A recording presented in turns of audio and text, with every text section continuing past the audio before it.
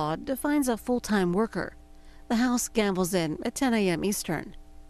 Up next on C-SPAN, a former acting CIA director testifies about the 2012 Benghazi U.S. consulate attacks. And on this morning's Washington Journal, we'll get an update on the Fort Hood shootings. Washington Journal is live each morning at 7 Eastern. Former acting CIA director Mike Morrell said there was not a cover-up in the 2012 Benghazi, Libya consulate attack. He was also asked whether the CIA deliberately downplayed the role of al-Qaeda or misled anyone in Congress about the attack. This 3-hour House Intelligence Committee hearing is chaired by Congressman Mike Rogers of Michigan.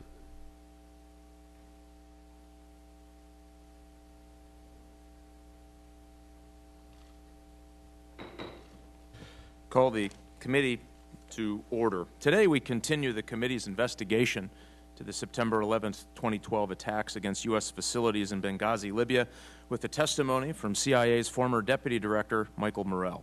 The committee has heard from Mr. Morrell on these attacks several times before, but in closed session.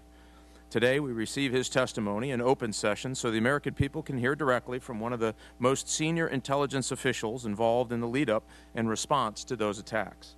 We are all interested in Mr. Morrell's role in developing the talking points that shaped the administration's inaccurate narrative about the attacks. We expect he will explain for the public how this controversy developed, and I understand you'll do some of that in your opening statement as well. I want to first acknowledge the courageous American heroes on the ground in Benghazi, both those who lost their lives, Ambassador Chris Stevens, Information Officer Sean Smith, and Security Officers Greg Doherty and Tyrone Woods, and those who risked their lives to save their colleagues.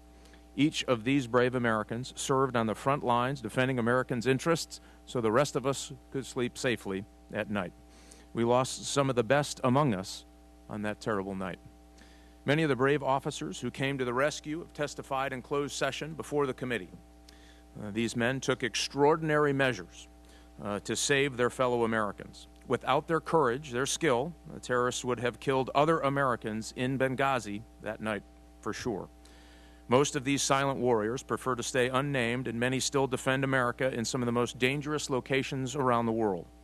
Thank Mr. Morrell for volunteering to testify once again. A terrorist attack against U.S. facilities is a serious event, and this committee has been conducting a thorough and detailed investigation over the last 19 months to understand exactly what happened. We have held over 17 member events, reviewed thousands of documents, mostly classified, interviewed the men on the ground that night. I want to focus on how this committee received inaccurate talking points and how the administration used those talking points to perpetrate a false narrative about the attacks. After the attacks, this committee immediately sought the truth. We received a closed briefing with NCTC Director Olson and then CIA Director Petraeus on September 12th and September 13th, respectively. After the Director then Petraeus briefing, some members of this committee sought guidance about what could be said publicly in an unclassified form. We knew that our constituents, the American people, certainly needed to know the truth about the attacks. Unfortunately, the talking points did not reflect the best information available. They did not mention that al-Qaeda-linked terrorists were involved in the attacks. Through briefings and intelligence reports assessed, they were involved. The talking points suggested that there had been a demonstration and that there had been, when there had been none, and the officers on the ground said so. Talking points were so devoid of facts or useful information that I, in fact, dismissed them and didn't use them. In fact, on September 12th, 2012, I made a public statement that the attack had all the hallmarks of al-Qaeda. I don't believe any members of this committee actually used the talking points after the attacks. As Director Petraeus described, they were useless. You indicated that you did not know Susan Rice would appear on the Sunday talk shows on September 16th. Your statement implies that you would have written different talking points if you knew that she would use them that particular day. But Susan Rice did use them. As the spokesman for the United States government, she used them to tell the American people that there had been a protest spawned by an anti-Islamic video. She made no mention of al-Qaeda. She focused on the protest. You told the Deputies Committee on September 15th, the day before she appeared in public, that the chief of station reported that there was no protest. public records, to hear the public needs, excuse me, to hear exactly what those talking points, how those talking points were created. The American people should understand your role and the role of the Intelligence Committee in that process. I must conclude that the White House used your talking points to perpetrate its own misguided political agenda. I believe that the White House wanted America to believe al-Qaeda to be on the run. Thus, they needed the attacks to be in response to an anti-Islamic video, and so the White House used your talking points to say so. But we knew that al-Qaeda and other affiliated terrorist organizations and militia groups participated in the attacks. Officers on the ground knew that there was no protest. If the American people had known that those officers knew, if the administration had told them the truth, the public would now know that these terrorists were to blame. The public would better understand the threat we are facing today, and our intelligence and defense professionals could have been mobilized with greater speed to find and take these terrorists off the battlefield. I don't believe the administration learned the lesson of this failure, unfortunately. Ambassador Rice stated on February 23rd of this year that she had no regrets. She still believes that the talking points represented, and I quote, the best information that we had at the time. That is simply wrong by the materials and documentation in possession of this committee. The White House wants to ignore reality and perpetrate the fallacy that al-Qaeda and other Islamic extremists are on the verge of defeat. This is a very, very important issue. Al-Qaeda is growing and planning operations against Americans in their safe havens in Libya, Syria, Iraq, and elsewhere. Yet the administration continues to talk and act as if al-Qaeda is on the run. They foolishly focus on al-Qaeda, quote, core, but it makes no difference whether the terrorists who target Americans are directed by al-Qaeda in Pakistan or al-Qaeda in Yemen. Let's also not forget the State Department ignored ample warnings about the deteriorating threat environment in Libya and rejected requests for additional security support from officers on the ground in Benghazi. The Defense Department failed to posture itself to protect U.S. facilities that were in harm's way leading up to the 9/11 anniversary, despite ample warnings. Benghazi highlights our failures and signals our future. We know the location of some of the Benghazi attackers, and we have the capability and the capacity to get them. The administration has done neither, and we will, unfortunately, the longer this goes, the more risk they pose and the wrong message it sends to reinforce to those who perpetrated the attack. They refuse to act on what we know is true. Al-Qaeda is a greater threat today than it was on September 10th, 2001. And it is most highlighted by the sheer volume of threat streams targeted at aspirational and in some case operational details to attack Americans and Westerners, our allies. Our nation must redouble its efforts against this threat. We must continue to confront the terrorist threat with every tool that we have and with a clear mind about what is at stake. It's been 19 months since our 4 Americans were killed by terrorists, and we still have not brought any to justice. This is a disgrace. In the 9 months I have remaining as chairman of this committee, I'll continue demanding that the administration take decisive action against the Benghazi terrorists. Before turning to our witness, I recognize the ranking member for any opening comments he may wish. Well, thank you, Mr. Chairman. First, based on your announcement that you are retiring at the end of this congressional term, I do want to take this opportunity to thank you for your leadership on the committee, your commitment to bipartisanship, and your dedication to finding solutions to the country's most pressing national security problems has transformed this committee into a shining example of what good can come when we work together in a bipartisan way. Thank you. We've had a wide diversity of opinions on this committee. I disagree with some of the things you just said, but that doesn't mean that we don't get along and we work end game. We disagree, we argue, but we always focus on the end game, how to get there together. And each of us, all members of this committee, respects and gets along with each other, even though we disagree on many issues.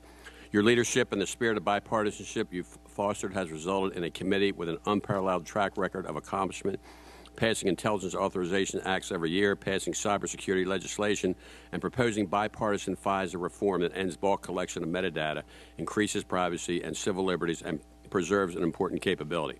The committee will miss you and your leadership, but we still have you until the end of this Congress, and we know you will continue to roll up your sleeves and do the work the American people have come to expect of this bipartisan committee. Today, as we turn our attention to the tragic events in Benghazi on September 11, 2012, We know that there were many heroes and many people who suffered great loss that day. We mourn the deaths of Ambassador Chris Stevens, Sean Smith, Tyrone Woods, and Glenn Daugherty, and we honor the other men and women who acted courageously that day to save the lives of others. No one left a comrade behind. We owe it to them and to the countless others who risked their lives to defend America to find out what went wrong to make sure it doesn't happen again, which is what we're doing today. The Independent Accountability Review Board, headed by Admiral Mike Mullen and Ambassador Thomas Pickering, completed a comprehensive review of the situation and issued 29 recommendations. The government is implementing those recommendations, especially when it comes to increasing security. We in Congress have also combed through every aspect of this tragedy. We have run down every allegation and every theory, no matter how far-fetched. On this committee alone, we have reviewed thousands of classified documents, watched frame after frame of security video, and interviewed the key intelligence individuals on the ground. We've also found areas that can and must be improved to prevent further tragedies. But to date, we have found absolutely no inappropriate motivations.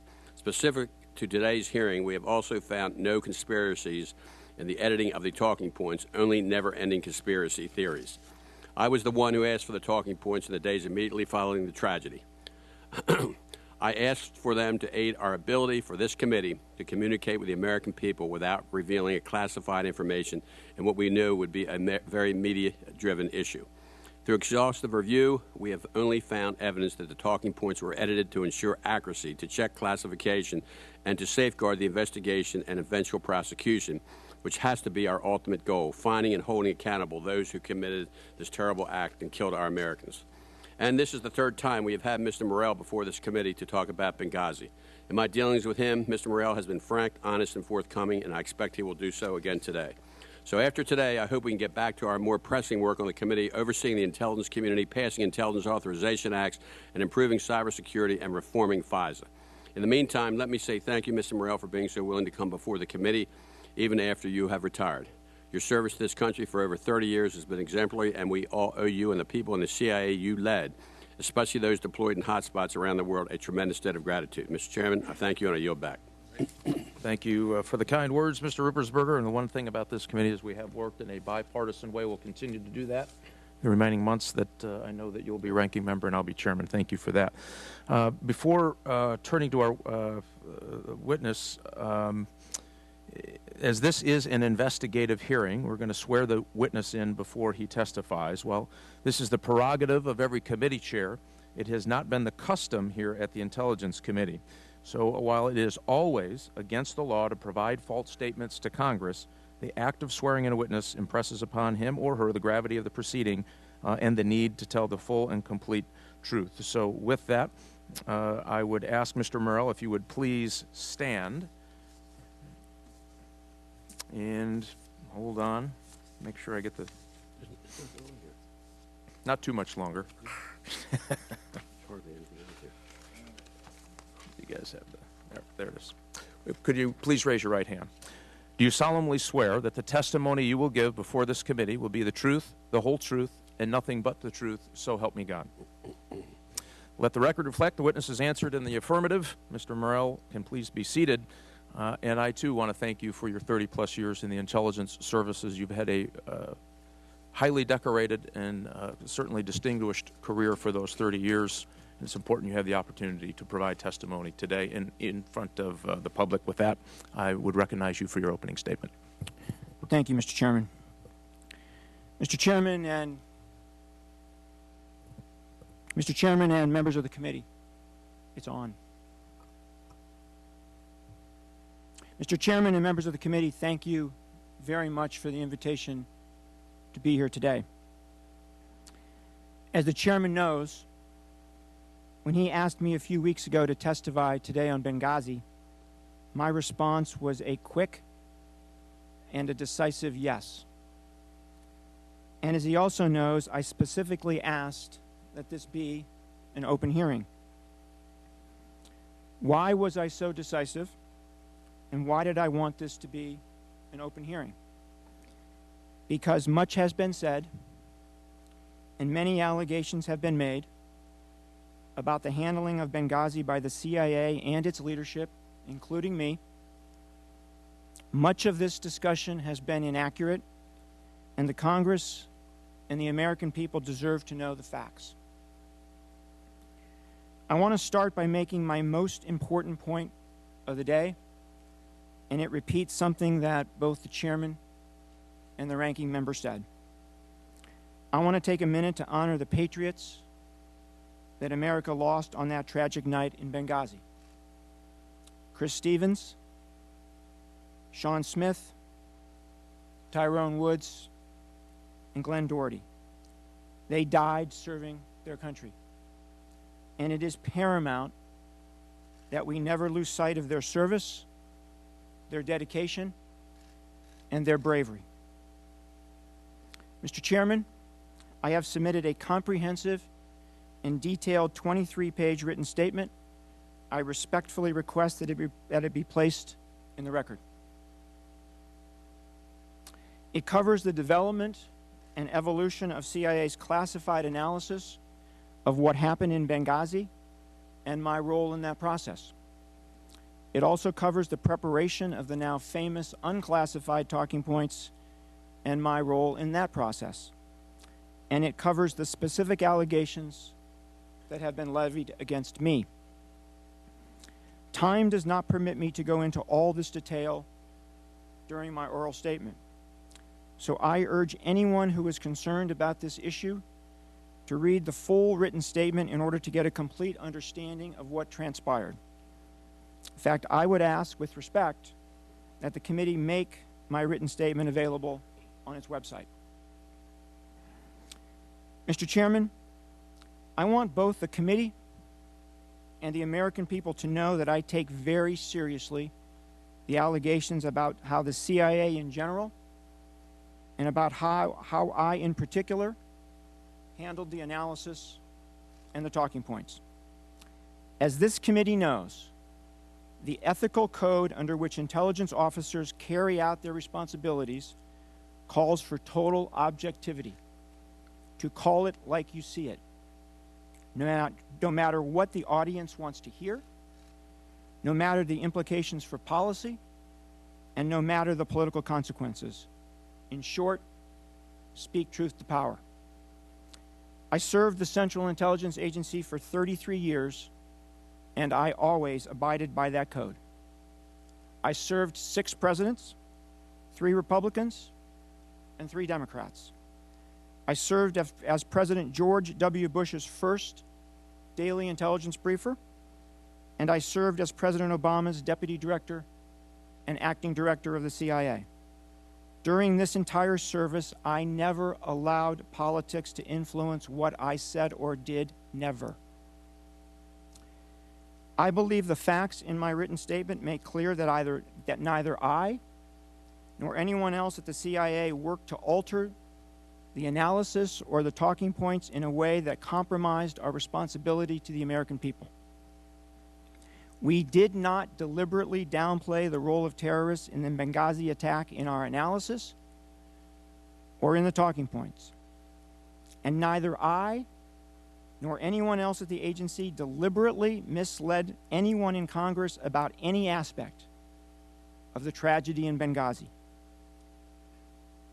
Mr. Chairman, none of what I just said should be interpreted to mean that we at the CIA did everything right.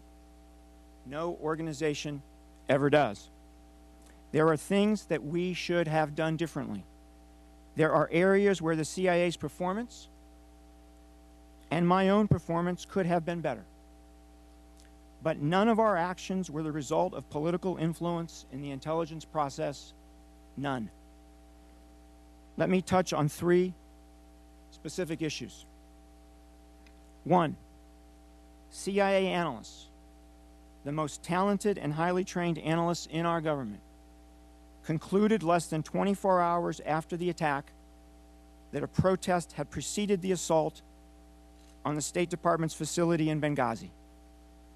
They arrived at this initial judgment with good reason and without any input from the White House, the State Department, or the CIA leadership.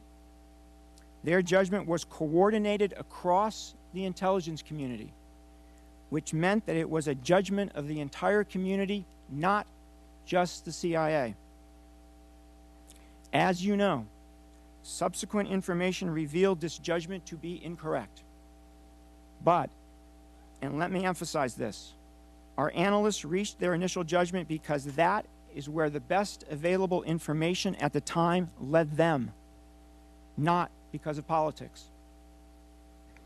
Indeed, our analysts did what they are trained to do: make a judgment based on the best information at hand, make clear that that judgment might change as new information becomes available, and then adjust that judgment as necessary. That is what I expected of them, it is what you expect of them, and it is what the American people expect of them. And it is exactly what they did. 2, the CIA's then most senior analyst on terrorism, an outstanding officer whom this committee knows well, wrote the first draft of the unclassified talking points. Neither the White House, the State Department, nor I did so, as some have alleged. After our top analysts wrote the first draft, many changes were made to the talking points over a period of time, including some by agency officers, some by other agencies, and some by me. The process inside the CIA to produce the talking points could have been better in several respects, and I discussed this in detail in my written testimony. But to be very clear, the White House did not make any substantive changes to the talking points, nor did they ask me to make any substantive changes to the talking points. And while the talking points could have been better, the judgment that the attacks evolved from a protest was fully consistent with the intelligence community's classified analysis at the time. 3, on the morning that I edited the talking points, our station chief in Tripoli, a talented operations officer for whom I have a great deal of respect, sent his daily update to CIA headquarters addressing the ongoing security situation across Libya. This email has rightly received some attention, and let me address it. There was a line toward the end of the email that claimed the attack in Benghazi was, and I quote, not an escalation of a protest, end quote. This email was received by my staff and by a number of other officials at the agency. As the record indicates, my actions in response to the station chief's email were appropriate and consistent with my responsibilities as deputy director. I wanted to get the analysis right and to make sure that the right people knew about the station chief's views. Upon reading the station chief's email, I immediately recognized the discrepancy between the station chief's view and the judgment of our analysts. I asked for more information from the station chief, and I gave policymakers a heads up on the issue. I asked our analysts to revisit their judgment based on the station chief's comments and to do so quickly. They did that, and based on the totality of the information available to them, they stuck to their initial conclusion. Mr. Chairman, I did not hide, nor did I downplay the station chief's comment, as some have suggested. In fact, I did just the opposite. I addressed this critical difference of opinion immediately and appropriately. Mr. Chairman, I want to make 2 final points. First, I take what happened in Benghazi very seriously and very personally. As deputy director and acting director of an agency that lost a number of brave men and women on my watch, no one wanted to know more than I exactly what led to the attack, how we could have responded better, and what we could do to minimize the chances of a tragedy like this happening again.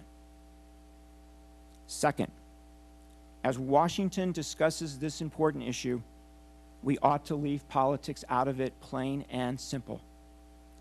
Since leaving government, I have had the opportunity to speak with many Americans around the country about the very serious national security threats facing the United States and the essential role our intelligence community plays in protecting Americans from those threats. Very often, I am asked about the tragedy in Benghazi. While those who have engaged me on this issue want to know how this happened, they have made very clear to me that there is no room for politics in any discussion about the death of 4 brave Americans. I could not agree more. Mr. Chairman, that concludes my opening statement. I look forward to answering all of your questions.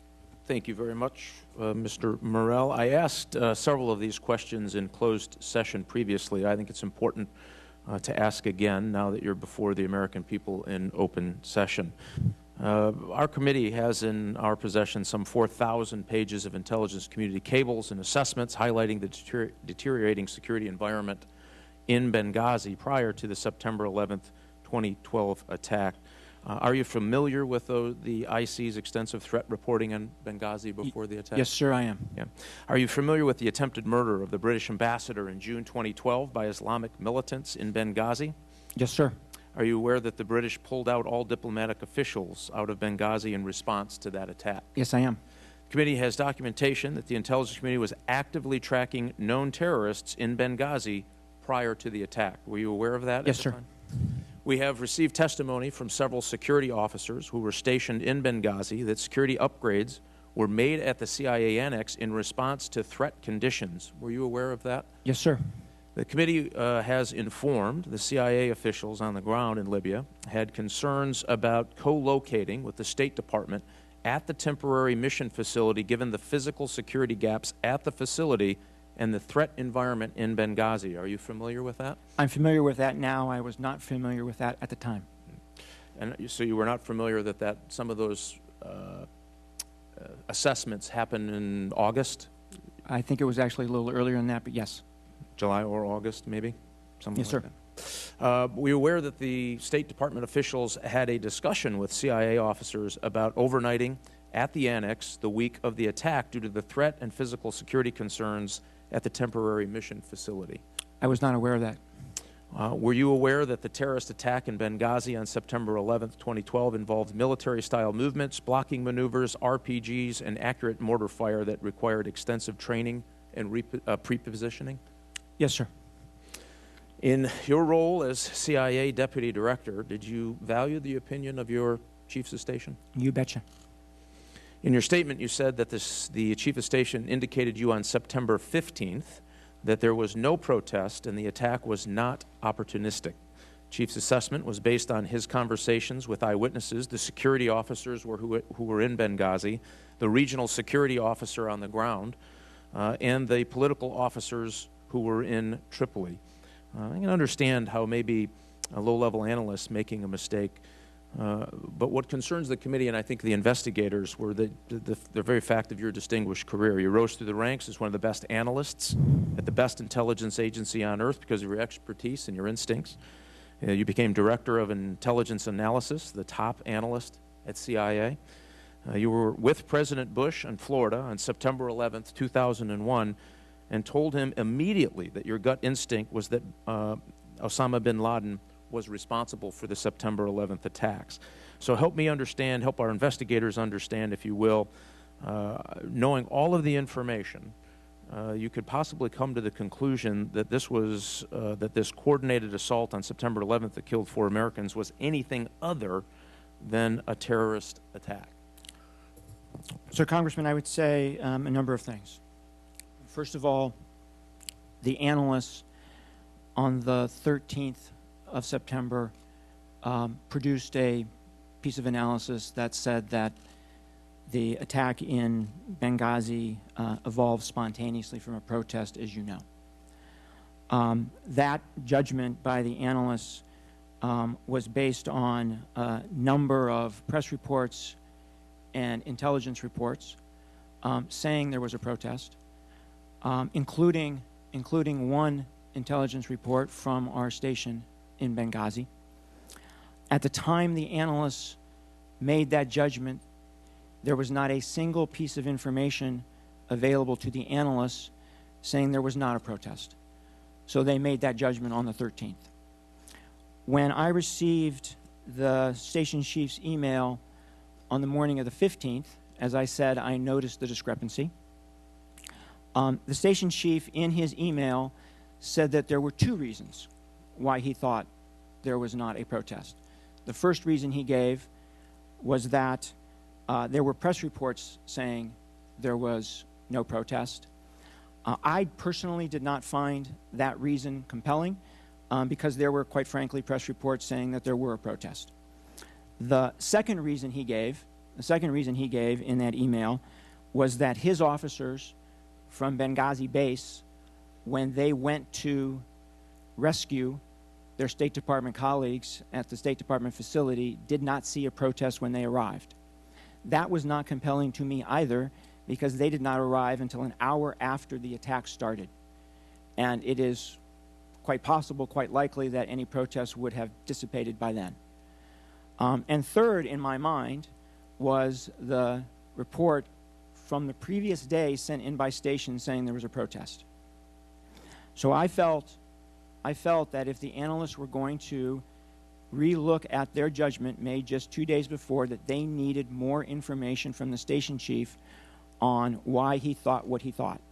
And that's what I asked for that morning, was for him to go back and produce a piece of paper that provided more detail on why he believed there to be no protest.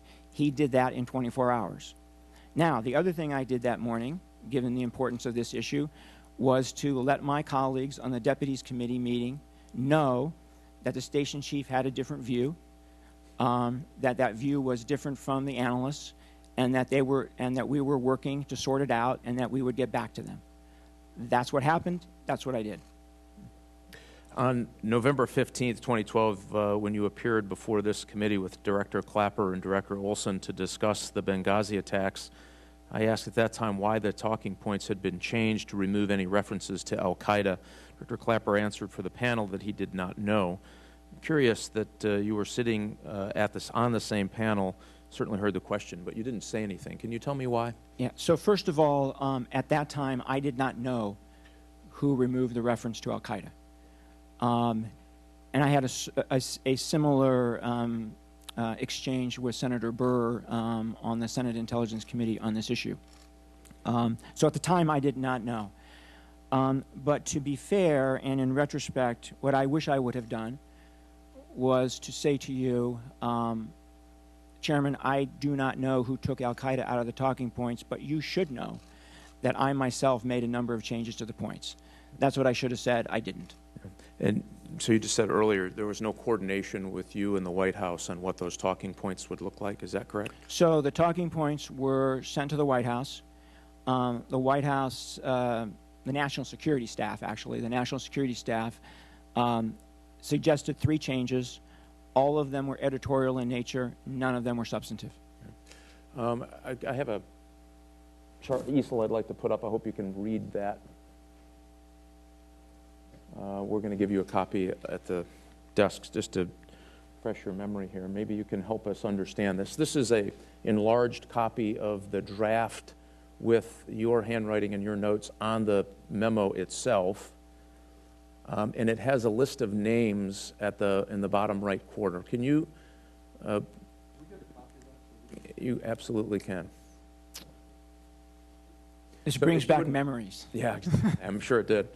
Can you just go down the list of names? So one of the questions I think the investigators had is the list of names at the time you were drafting it would indicate that you were at least in some contact or concerned or would have to run it through these individuals. Can you walk through that list and tell us who those individuals were at the time you were editing these talking points?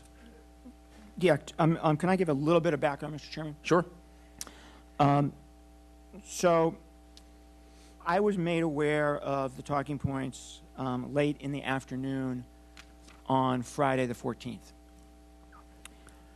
When I was made aware of the talking points and I was shown the current draft of the talking points, I reacted very strongly to the inclusion of the warning language in the talking points.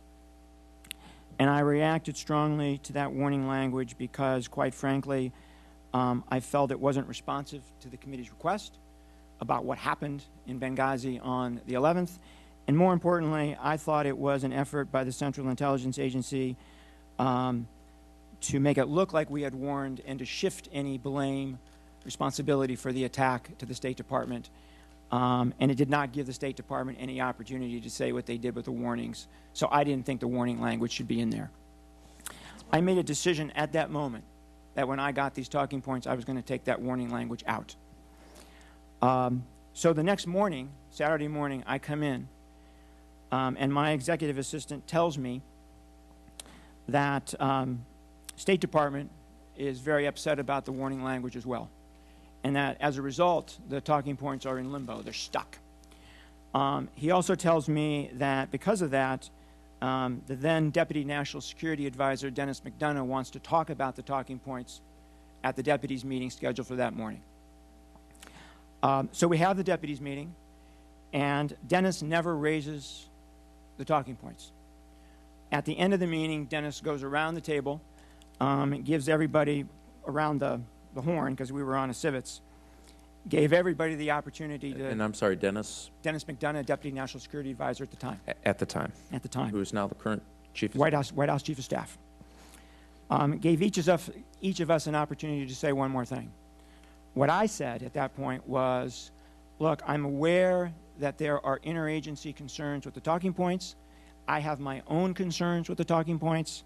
I will edit them, and I will send them back around for a final coordination before we send them to the committee. So what you're looking at here is what I did. I'm responsible for the changes on this piece of paper. The names you see are the names of the individuals who I wanted to send the talking points to one more time before we sent them to you. So let me go through them. So first you see NCS and DI. What I wanted to make sure is that the final version of the talking points were okay from the perspective of our operations officers and from the perspective of our analysts. And I was most interested in knowing that they were okay from the perspective of the director of OTA, who you know that you and I both have great respect for. Then let's go down the names. Robert Cardillo was and is the number 3 in the Office of the Director of National Intelligence. He represents the DNI at deputies meetings. Alan Pino was the National Intelligence Officer for the Middle East. He was at that deputies meeting. Matt Olson was and is the Director of the National Counterterrorism Center. Jake Sullivan was then the head of policy planning at State Department and is now the Vice President's National Security Advisor. Mark Giuliano was head of the FBI's National Security Division. Lisa Monaco was head of the Department of Justice's National Security Division, and Ben Rhodes was the spokesperson for the National Security Council staff. And so during any of those conversations with anyone on that list, no one, including the spokesperson for the National Security Council, indicated that they needed to be changes for any reason whatsoever? So I never spoke to any of these people. We only sent them an email. The changes that were suggested by the National Security staff was, at that point, they had made 2 suggestions earlier in the process before I was even aware that the talking points existed. But at that point in the process, the only change that the National Security staff suggested was a change that was suggested by Ben Rhodes to change the word consulate to diplomatic post, and he suggested that change for accuracy purposes since it was technically not a consulate. That is the only change that was suggested at that time to the talking points. Did anyone tell you that the talking points were going to be used for Susan Rice? No, sir. And the Ambassador of the United Nations? No, sir. Did anyone tell you that in the subsequent days, on September 15th, once you realized that there was a fairly extensive description of why the conclusion was that it was not a protest on the 15th, did that information ever make it into the hands of the individuals who would have provided those talking points to Susan Rice? I'm sorry, sir, I don't follow. On September 15th, your chief of station sent a very detailed communication to you and your staff indicating all of the reasons he believed that this was an extremist attack that had some level of pre-planning. Did that information ever make it to the individuals on the list? Did they ever hear about this conversation from you or from the agency? Yes. So the detailed email sent by the chief of station on the morning of the 16th, what I did with that was two things. The first thing I did with that was immediately send it to the analysts and say, so now what do you think? And the analyst responded to that email hours later saying, look, we're sticking to our judgment. The second thing I did was to send that document to Director Petraeus, and I think my note to him said something like, sir, I do not know what to make of this discrepancy between the station chief and the analyst. I've asked the analyst to look at it, and I believe his response was, well, let's see what the analysts say. I do know that either the Monday or Tuesday of the following week, just as I had given the deputies a heads up that this was an issue, I told the deputies orally that the analysts had looked at the issue and that they were sticking with their judgment that there had been a protest. And so with all of your training, all of your experience, your gut reaction, did you believe that was the right decision? So I believed what my analyst said, that there was a protest. I also believed it to be a terrorist attack. You see, we never saw those two things as mutually exclusive. And so I believed both of those at the same time. Knowing what you know now, would you have been surprised that many of the eyewitnesses that we've talked to said they were surprised by the narrative on Sunday, I think the 16th? They were shocked. Members of your organization that were, I think the word was shocked. Yeah, I'm a little surprised by that, quite frankly, because if they were members of my organization, then they would have seen the analysis written on the 13th that said there was a protest and said the attack evolved spontaneously from the protest. So if they were shocked on Sunday when they heard that, they should have been shocked on Thursday the 13th when they read it. And you are familiar with the executive on the 12th, something that I received and read, did say that it was likely not an opportunistic. It was because of the description of the armed insurgency that it, in fact, on the 12th was, in fact, on that day. So there was a different narrative from the folks on the ground than there was in the analysts here. And you can imagine how that creates confusion in the investigators and why some might draw that conclusion in the height of a political campaign that maybe something doesn't look right here, given the folks on the ground and the testimony of those on the ground were completely different from what the analytical product was, including on the 15th, which was a very detailed email highlighting the differences of opinion on this particular case from the folks who were on the ground during the event. And that, Chairman, let me actually read you what that piece on the 12th said. It said the presence of armed assailants from the incident's outset suggests that this was an intentional assault and not the escalation of a peaceful protest. It's very interesting. Here's what really happened, though. So the analysts who wrote the piece in the very, very early morning hours of the 12th, mind you, the attacks had just occurred, and the analysts were putting together what we call a situation report. When the analysts finished with the piece and when the analysts went home, that sentence was not in there. That sentence was added by one of the editors after the analysts left. The editor said that she thought there needed to be a bottom line. She was a trained military analyst, and she wrote that sentence. When the analysts came in the next morning, they were very unhappy that that sentence had been added, and they complained about the addition of that sentence. So that's what's happened. It was a bureaucratic mistake. No politics. I can certainly understand the confusion it created. And in retrospect, what we probably should have done was when we wrote the piece on the 13th was to make it clear how the language evolved from what was said on the 12th to get rid of that confusion. I agree with you 100%. Yeah, and I'm not sure I'd call it a bureaucratic mistake if the analyst was right. But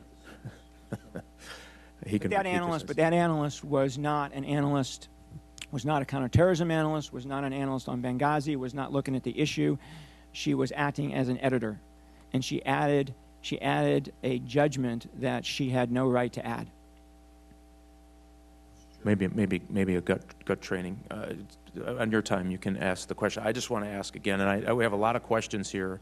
We have a lot of questions here on that. I want to pass it off to members. I'll have some at the end. At any time, did you have any verbal conversation with anybody at the White House about what the nature of those talking points were and what they needed to look like? No, sir. At any time, did you have any conversation with anybody at the White House, and I mean anybody, that had anything to do with preparing Susan Rice for going out and being the face for America on that September 16th? No, sir. In fact, I didn't even know she was going to be on the Sunday shows. And no one asked you to prepare talking points for her? No, sir. No one asked the agency, either through the director or yourself, to prepare any documents for her? No, sir. Was she briefed by the agency or had information or materials available from all of the materials we discussed? Did she have any of those materials before she went out? I believe she had the talking points. Just the talking points? I believe she had the talking points, but she would have also had access to all of the intelligence information that she had received in the days before. Would that have included the September 15th analysis from your chief of station on the ground? No. And why not? Because that wasn't disseminated outside CIA. Don't you think that was an important document to get in the hands of someone who is going to brief the country on what was actually happening on the ground? Like I said, he gave 2 reasons why he believed what he believed. Like I said, I did not find either one of them compelling. Like I said, I asked him for more information. It took him 24 hours to produce that. Once he produced that, I asked the analysts to relook at their judgment. They did within hours. They stuck to their judgment. And like I said, I did give the deputies an oral heads up that the station chief had a different view.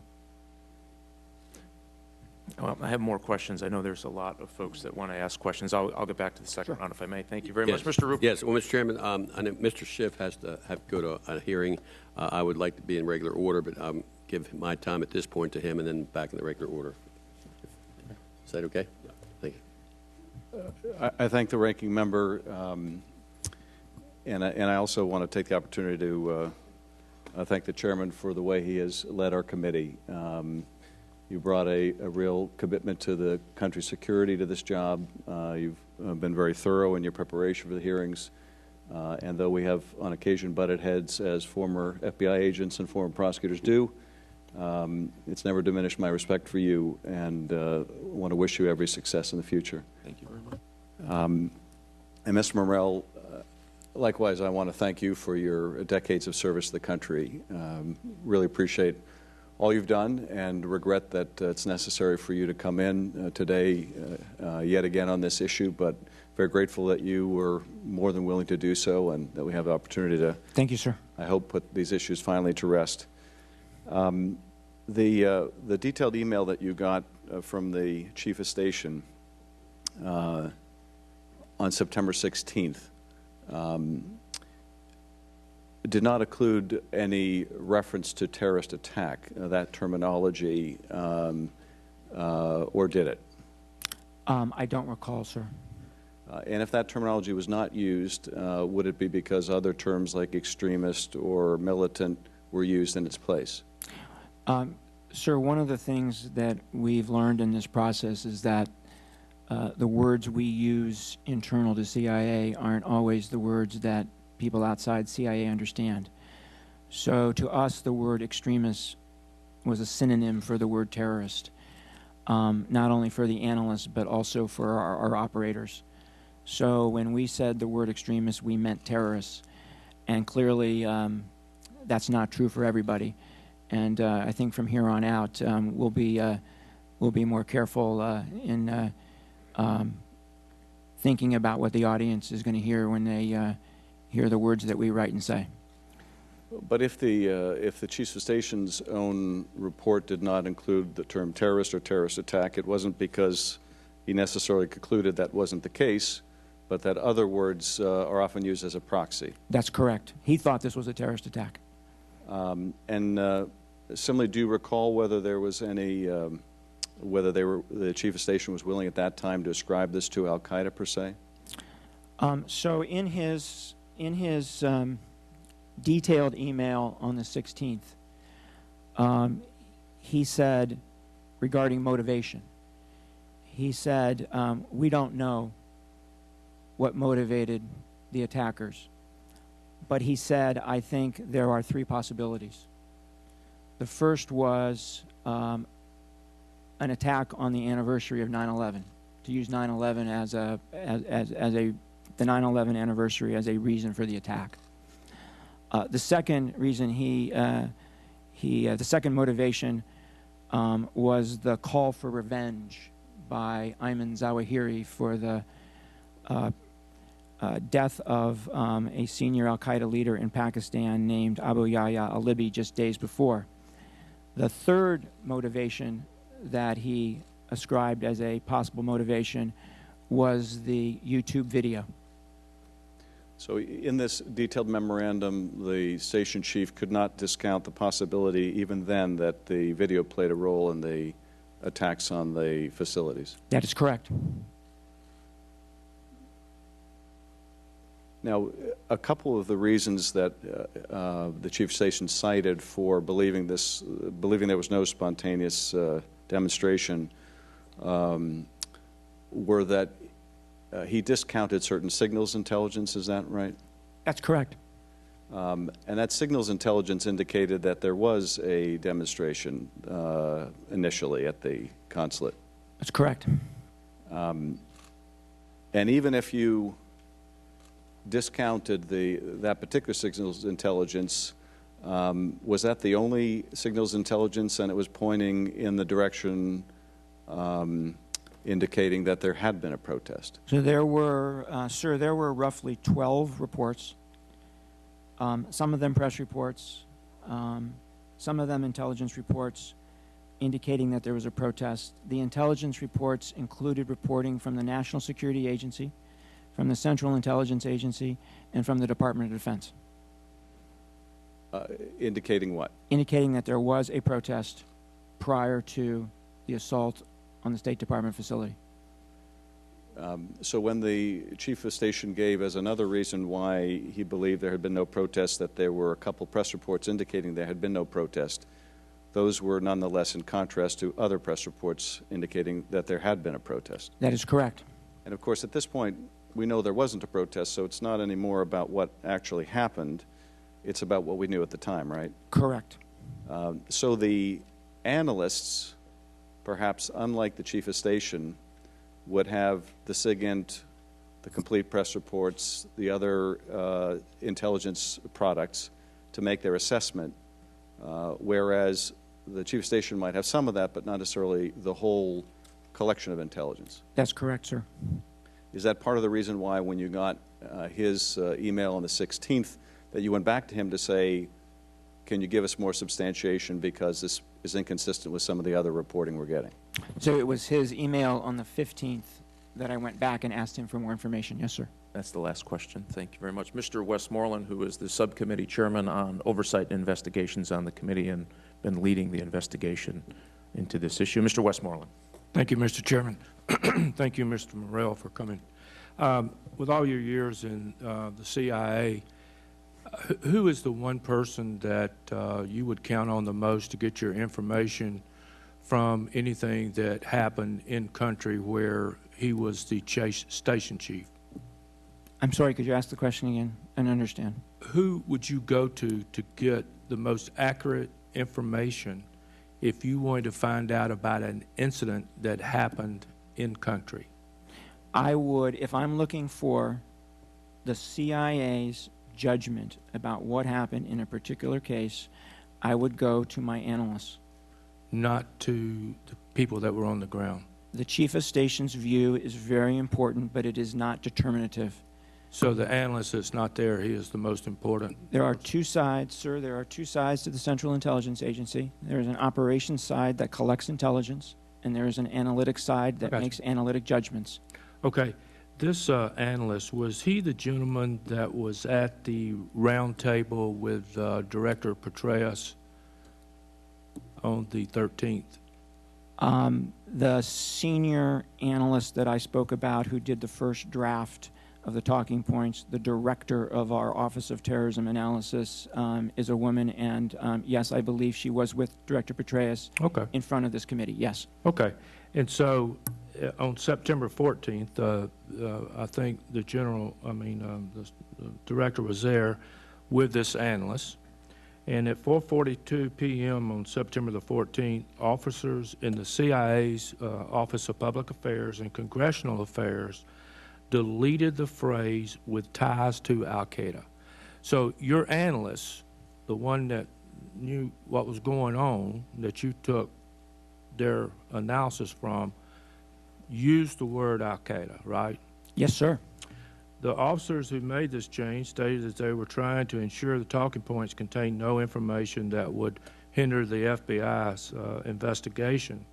The same CIA officers changed the word attacks. So this analyst that you're counting on originally used the word attack, correct? Yes, sir.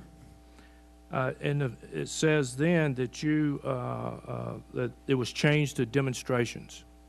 Yes, sir. Now, were they demonstrating RPGs, mortars, heavy machine guns? Is that what they were demonstrating? Sir, they don't remember exactly why they changed attacks to demonstrations, but one of the things... But your analyst, the one that you're giving so much credence to, originally had attack and originally had Al-Qaeda. Yes. But one of the changed her talking points. Yes, they did. Okay. One of the reasons they say they made that change is because it didn't make a lot of sense to say that attacks evolved into assaults. But you're relying on this lady's analysis. Is that not correct? Yes. Okay. And it says they also changed the phrase "they participated in the attacks" to "the extremists participated in violent demonstrations." Now, were these, I'm having a hard time why you would want to say, with 4 Americans dead, the place, set on fire, that it's a demonstration rather than an attack when RPGs, heavy machine guns, mortars, and others were used. How can you call that a demonstration? So, sir, the change that you just mentioned from attacks to demonstrations was a change that was actually made before the senior analyst sent the talking points to the Office of Congressional Affairs. It was a change that was recommended by the operations officers who she was coordinating with, and she was okay with that change. So, but my point is, you're not counting on the analyst and what she analyzed. You were counting on what other people said was wrong. Not on that third change, sir. She made that change before she sent it to the Office of Congressional Affairs, as my written testimony makes clear. So it was her. So she thought they need to change it, not somebody else. She figured she agreed with the change. Okay. When is the first time you heard from the chief of station in Tripoli that this was a planned, coordinated attack? So the first, this is complicated. Let me walk you through this, okay? So the first indication that there was not a protest was a disseminated intelligence report from our station on that Friday. And what that report said is that our officers who went from Benghazi base to try to rescue the State Department colleagues did not see a protest when they arrived. That was the first indication. Our analysts discounted that for the reasons I explained earlier. Okay. The second time was the Saturday morning in which the chief of station sent an email with a very short reference to, "I don't think there was a protest. Let me give you 2 reasons why." And then the third time was on Sunday morning when he sent a much more detailed note explaining why he thought that. 2 points. One, the information that you said the analysts had was a news report. And I think it came from some calls that were from around Benghazi that were made to another country by somebody, was what the news report was. The other thing is a demonstration, and we all saw the demonstrations in Cairo and all around the world, these demonstrations. And you're saying you have a problem with this GRS team that got there. I don't think it was an hour. I think It was an hour, sir. Okay, well, I'm thinking it's more like 45 minutes. But when you see those demonstrations, they don't just last for 30 minutes and then everybody go home. You would see people meandering around and doing things. They did not see that. What they saw was the end of an RPG and heavy machine guns and, you know, being shot at. They didn't see anybody meandering around with a sign protesting something. And if you watch the rest of the videos or any of the videos that come from demonstrations, those people are there for hours, not minutes, but hours. Sir, what the analysts thought, I'm just telling you what the analysts thought. What the analysts thought was that if there was a protest, which they believed, outside of the State Department facility and the attack starts, that most likely that protest is going to break up and dissipate. That's what they thought. And that is not an unreasonable thing to think. Brown, Mr. Ruppersberger. First, I want to thank Mr. Westmoreland and also Congresswoman Jan Schakowsky for your oversight committee and for the investigation in this matter. I have two areas that I want to get into very quickly so other people can have the chance to answer questions. First, when I was asked for the talking points, I was asking for something simple to give some of our new members talking points that were unclassified, knowing this would be a media issue. And I'm really concerned right now that it got to the level where it got and that we really didn't get the talking points back in a day or two. And it just goes to show you sometimes, you know, where we go and when we need something basic in government, it goes beyond where it should be. So I hope we can learn from this situation. Now, I never expected more than a year and a half after the attack that we still be talking about this. Who changed the talking points? Protest or no protest? And I think the focus of where we need to be now is to find the bad guys who killed Americans. That should be the focus, and also to make sure we learn from what happened at both areas in Benghazi to make sure that our facilities for Americans, the State Department or the intelligence community are safe and we know what to do. Now, we need to focus, again, as I said, on tracking down the people who did this, and I hope we're close to that. Now, I have a letter from the Department of Defense that said it has responded to 6 congressional investigations in this case, has participated in 50 congressional hearings, briefings, and interviews, and dedicated thousands of man-hours to this task, costing the taxpayers millions of dollars. The CIA has responded in a similar magnitude. How much money do you feel that the CIA has spent on this issue right now? Sir, I really can't speculate on that. I don't know. I'm sorry. Well, it's probably close to where the Department of Defense is. Now, secondly, despite all of this, no evidence that I've seen, and if you have any, please tell us, that a motivation, that there's no evidence of political motivation that's been uncovered, but yet this still continues. Can you tell us what kind of threat terrorist groups like Al-Qaeda and Ansar al-Sharia still pose to America and the world as you see it right now? So I believe that the terrorist threat to America today is very significant. The way I talk about this is that we are still at war with Al-Qaeda, very much at war with Al-Qaeda. And in that war, both sides have had a great victory. Our great victory has been the decimation, near defeat of the Al-Qaeda leadership in Pakistan. But Al-Qaeda's great victory has been the spread of its ideology across a very wide swath of the Muslim world, from northern Nigeria into the Sahel, across North Africa, in East Africa, in Syria, in Iraq. And so both sides have had this great victory. And the threat to Americans remains very, very significant. And Congressman, I'm deeply concerned that the threat is actually going to grow in the years ahead.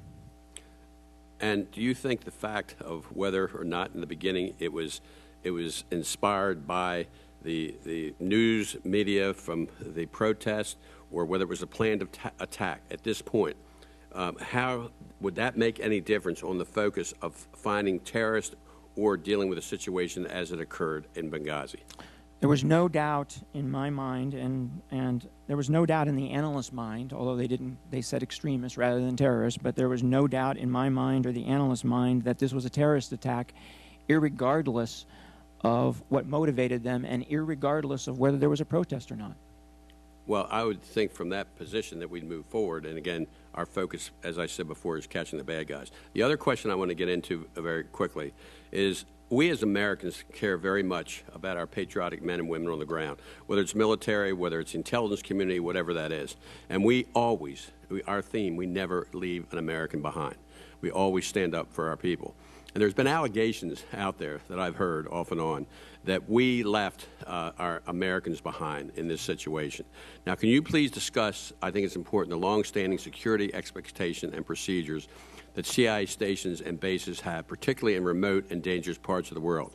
Does the CIA expect that military assets will be able to provide immediate protection no matter where they are in the world? And what I'm getting to is that you have your own security, and they're well-trained. And even in this situation, if it weren't for the smoke and what had happened, hopefully, looking back, it did happen, but hopefully your people trained and did what they were supposed to do. And another thing that hasn't come out, and I'm not sure if it's classified, but I can say the word about how many Americans that were at both locations in Benghazi were actually saved based on the training and expertise of the CIA security force, who always have seemed, from what I've seen, and I know the chairman and I have traveled a lot, and a lot of members of this committee all over the world, and understand who that security is, what they do, and what they're trained for. Because I want to answer the question, did the CIA feel abandoned by the U.S. military in this situation? No, we did not. Then could you explain what the security is, who these people are, and how many, if you can, if it's not classified, Americans were saved in this Benghazi situation because of their training and expertise and courage? So I don't think I can go into specific numbers, but what I will say is something the chairman said earlier. I have no doubt, there is no doubt in my mind, that had the CIA security officers from Benghazi base not responded to the State Department facility, that we would have lost many more State Department officers there. There is no doubt in my mind. And there is also no doubt in my mind that had CIA officers and U.S. military officers responded from Tripoli to Benghazi, which is over 600 miles. Which is over 600 miles. Had they not responded that night and went to Benghazi, that more Americans would have died at CIA's base in Benghazi. So I believe there's actually a very large number of Americans who are alive today thanks to the response of both the CIA officers at Benghazi base and the CIA and military officers from Tripoli. All of the evidence that I've heard in the hearings that I attended, at not one time did anyone make a comment that they felt they were abandoned by the United States government or by the United States military. I know of no stand-down order from anybody in the military. I am aware of several requests by CIA for military support that night, and those requests were honored and delivered. You know, I want to get one last question, that we on this committee need to respond to the public. And yet we have the issue of we can't violate the law about giving out classified information. But we need some, especially members who haven't been on the committee as long as other members, we need guidance sometimes on the classified issue. What have we learned as far as the asking for simple, direct talking points to help us deal with the issue and not give out classified information? If you had it to do over, because everyone needs guidance and needs facts and data, and that's the key issue here. We're trying to find the facts for the American public. How would you handle this in the future if we make a request to help us deal with that issue of talking points? As the committee knows, General Clapper gets mad and says, "I'm not going to do it." Well, I'm going to say that in a second too. As this committee knows, one of the things that I did when I was acting director the second time was ask for a lessons learned paper on the talking points process. That paper really had two conclusions. The first conclusion is that we should really not be in the business of writing unclassified talking points for the American people. We do not do that for the executive branch, and we in general do not do that for Congress. So this paper concluded that we should be reluctant to do that. We are very good at speaking to policymakers. We are not trained at speaking to the American public. We see extremists and terrorists as the same thing. Obviously, the American public does not. So my first idea on lessons learned would have been to push back and say, why doesn't the committee take a first stab at writing the talking points, and then we'll take a look at them. The second conclusion that the lessons learned paper came to was, if we do write unclassified talking points, then the substantive expert should be involved in the editorial process all the way through, and not do what we did in this case, which was experts up front, bunch of congressional affairs and public affairs people in the middle, and then only bring the experts in at the end. Have the expert there throughout. There are difficult issues.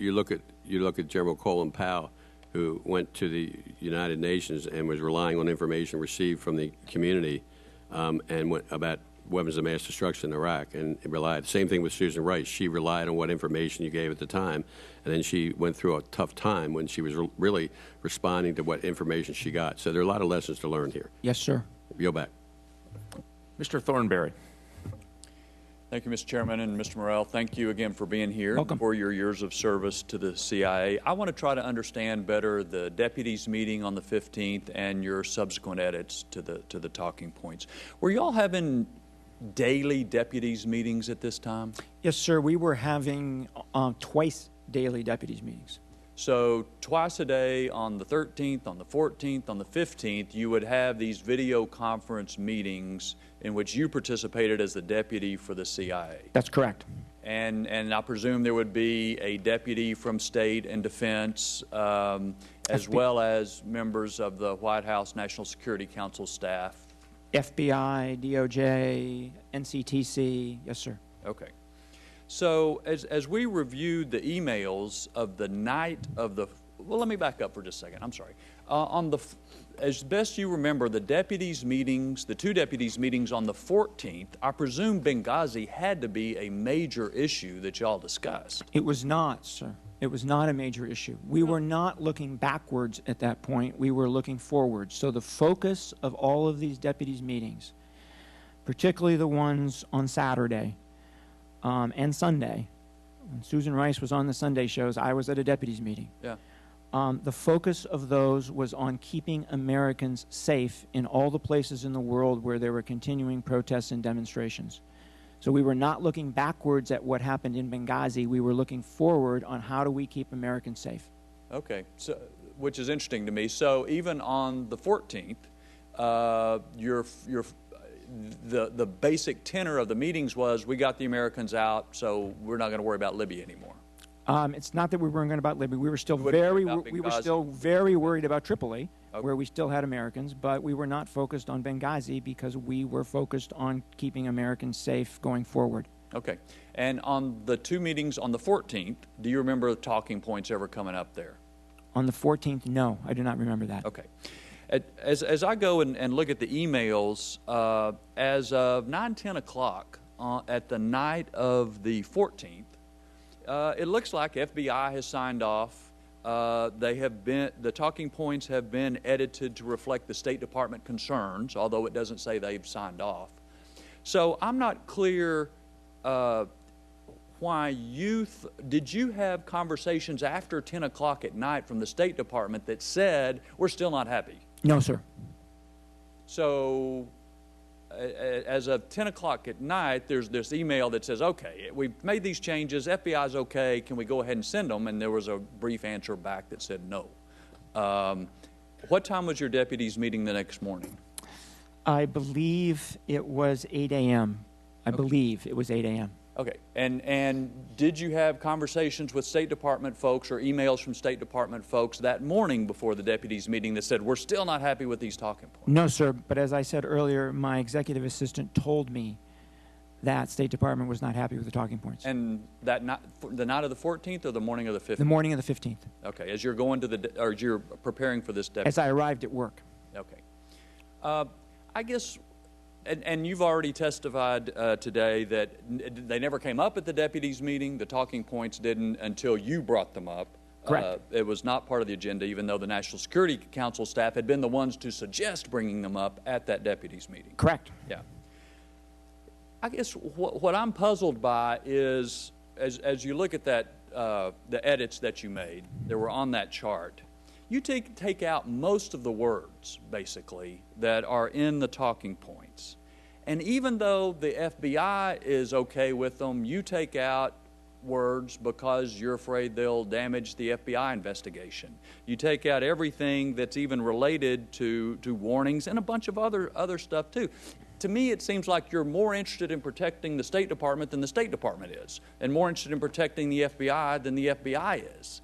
And Director Petraeus is concerned because he wanted some more information about warnings in there. So I don't, that doesn't make sense to me. Can you explain the motivation?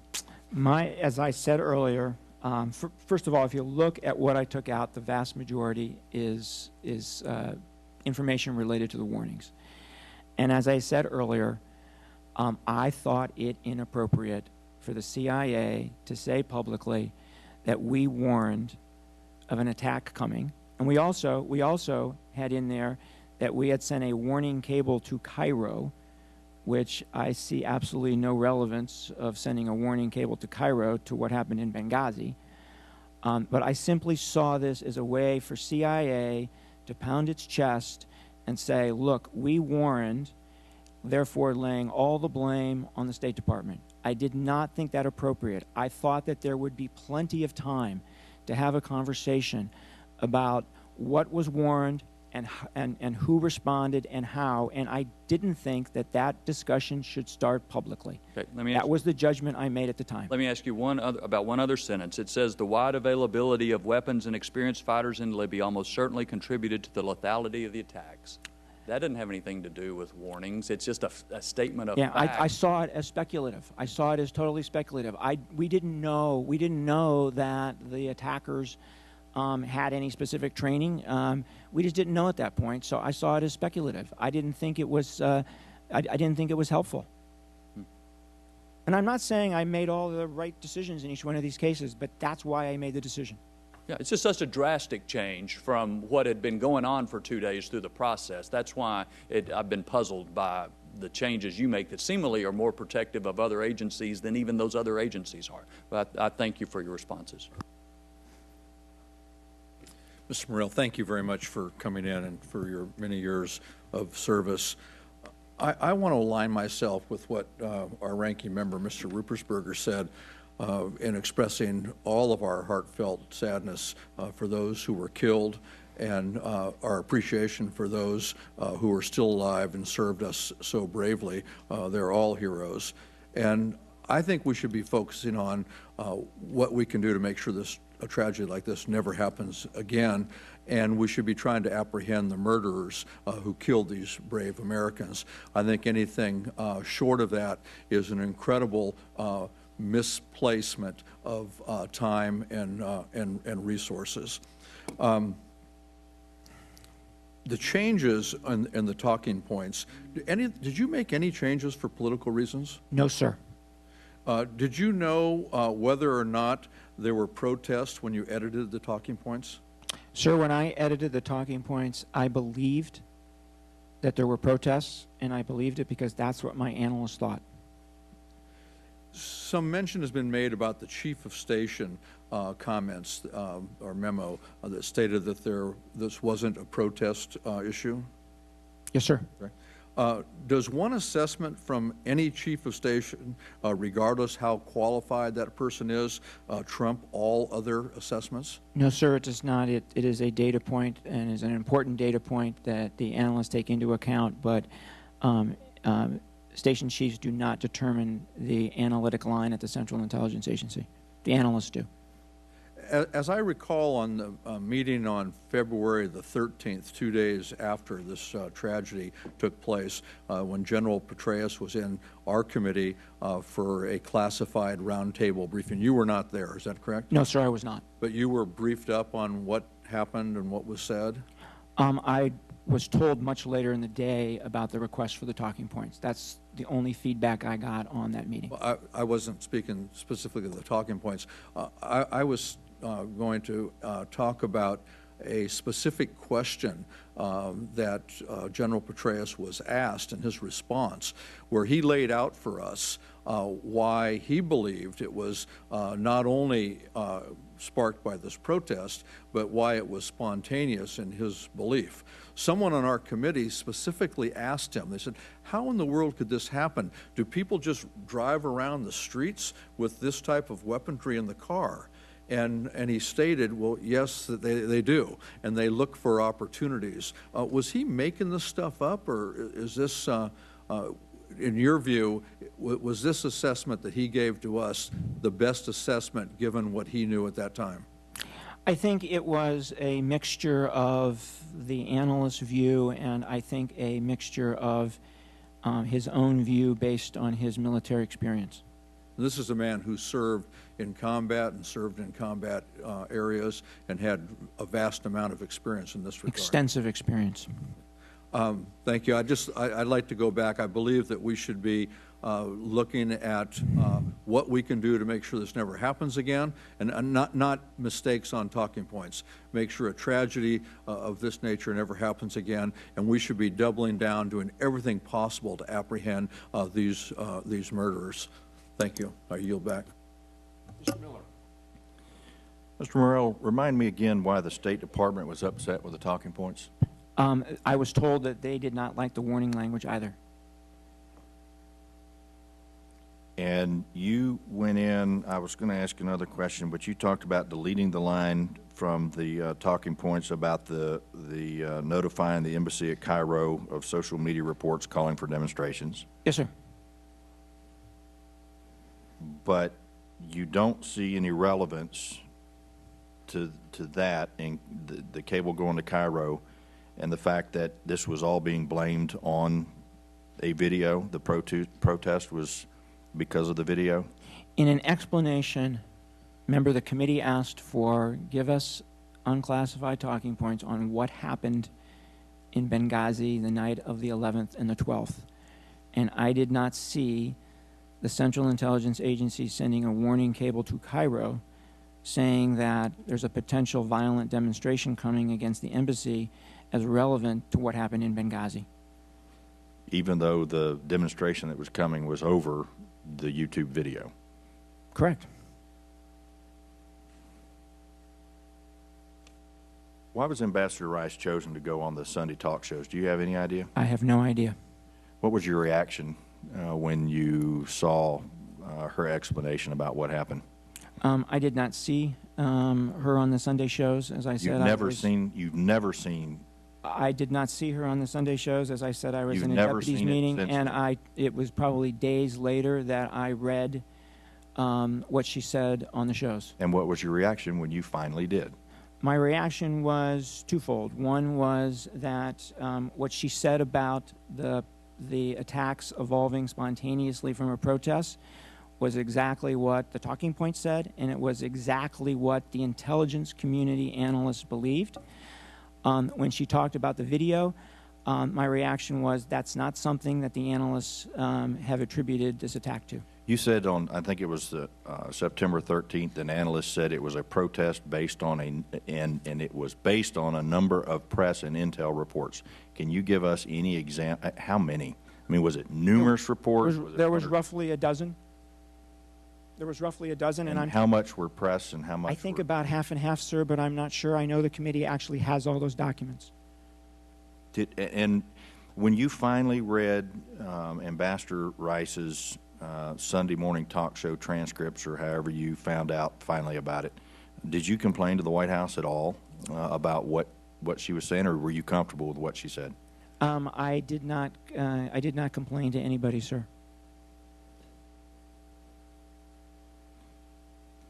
You also stated that you noted there was a conflict between the COS and the analysts. Yes, sir. And once you noticed that, you immediately addressed it, and the way you addressed it was appropriate. How quick, and what do you consider appropriate? I addressed it very quickly. Sir, I was the one who spotted what the COS said. It was in the bottom of an email. It was 3 or 4 sentences. I was the one who spotted it and said, hey, this is inconsistent with what the analysts think. We need to dig into this. We need to figure this out. We need to resolve this. I was the one to do that. That's appropriate. That's an appropriate role for the Deputy Director of the Central Intelligence Agency. I would expect the Deputy Director to do that. I asked the Chief of Station for more information. As you know, I explained that earlier. He provided it within 24 hours. And then within 12 hours, I asked the analysts to provide their view on whether they should change their analysis based on what the Chief of Station said. So I think that's pretty quick. So would you consider a shift from a protest to a coordinated attack a large shift? So two thoughts. One is, yes, that's a significant change. But the second thought is, as I said earlier, we never thought that a protest and a terrorist attack were mutually exclusive. What the analysts believed, really from day one. Could it have been a terrorist attack that erupted into a protest? Sure, absolutely. Why was there no attempt after Ambassador Rice went on 5 or 6 Sunday morning talk shows to ever correct the record? That in fact it was more an attack than it was a protest. I don't follow you, sir. She went out and she said it was solely because of the YouTube video, and later we learned that no, it was more an attack than it was about the YouTube video, and there was never an attempt to correct a record.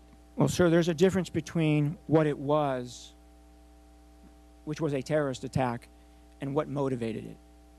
Those are two completely different things. No doubt it was a terrorist attack. To this day, we still don't know the motivations of the people who conducted the attack because we haven't caught any of them. The analysts have views about what motivated the attack. The analyst's view is that it was one of two things. It was what happened in Cairo, that these guys in Benghazi saw what happened in Cairo and wanted to do the same thing. The other possibility that the analysts see is the revenge for the death of Abu Yahya al-Libi. That's what the analysts think. We just heard from Congressman Schiff that the Chief of Station sees 3 possibilities: 9/11 anniversary, revenge for Abu Yahya al-Libi, and the video. So the Chief of Station thinks that the video may have been motivation for the attack in Benghazi. So big difference between what happened, an attack, and motivation. Yield back. Ms. Schakowsky. Thank you, Mr. Morrell. I really appreciate your testimony, and given your 3 decades of service to our nation, always working to protect our security and never in a partisan role or spirit. And I believe what you are telling us today in your account of what happened. And I appreciate that the first point that you made was that you wanted to honor the heroes who lost their lives, and we all have to keep that in mind. I fully supported the Accountability Review Board's investigation of the incident, the conclusions and findings that they had on how we could have done this more effectively. We on the Intelligence Committee have held extensive hearings, reviewed a tremendous number of documents, and I serve as the ranking member with Chairman Westmoreland on the Subcommittee on Oversight. We've held several hearings and interviews on this as well. And throughout all of this, I have not seen any evidence that anyone lied or intentionally misled the American people about the attack, nor that anyone, including you, Mr. Morrell, inappropriately edited the talking points which this committee has asked for.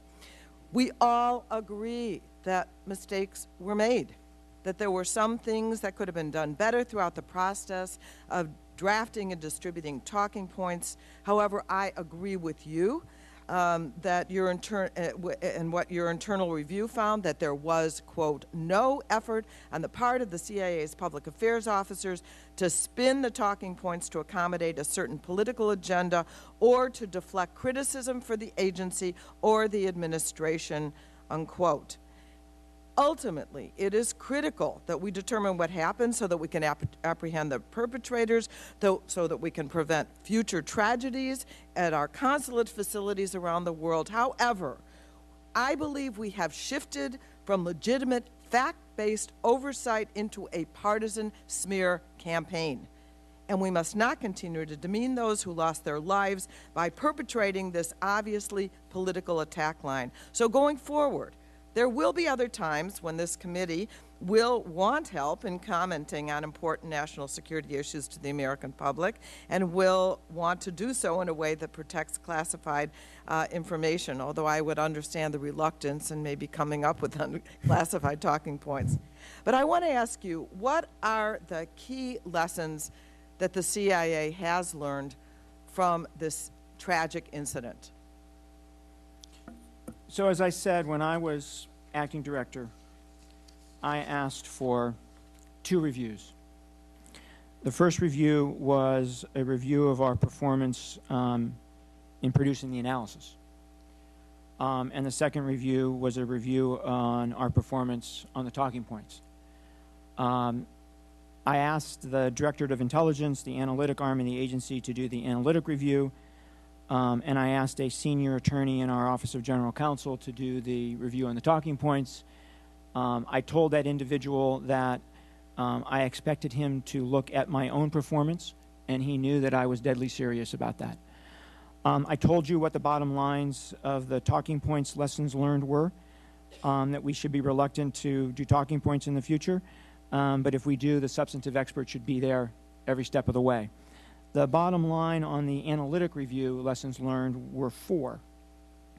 Number 1, the importance of the precision of language. That first sentence in the analysis on the 13th and that first sentence in the talking points on the attacks evolving spontaneously from a protest was not well written. What the analysts believed was not that the protesters became the attackers. What the analysts believed is that the terrorists opportunistically took advantage of the protest to attack. So the precision of language here is very, very important. That was lesson learned number 1. Lesson learned number 2 was beware of unconscious bias. And what the analysts were saying to themselves was, one of the reasons we bought in to the idea that there was a protest based on a dozen or so pieces of intelligence, which is not a lot, was the fact that there were protests and demonstrations going on all over the place. So they said that the fact that there were protests and demonstrations going on all over the place influenced their judgment about what happened in Benghazi, and that they needed to be careful about that kind of bias going forward. The third point was that they needed to be quicker to write about a change in analysis once they make that change. When we heard from the Libyans on the 18th that they had seen the video from the State Department facility and saw no protests, our analysts were prepared to write, but it took them 4 days to actually publish a piece.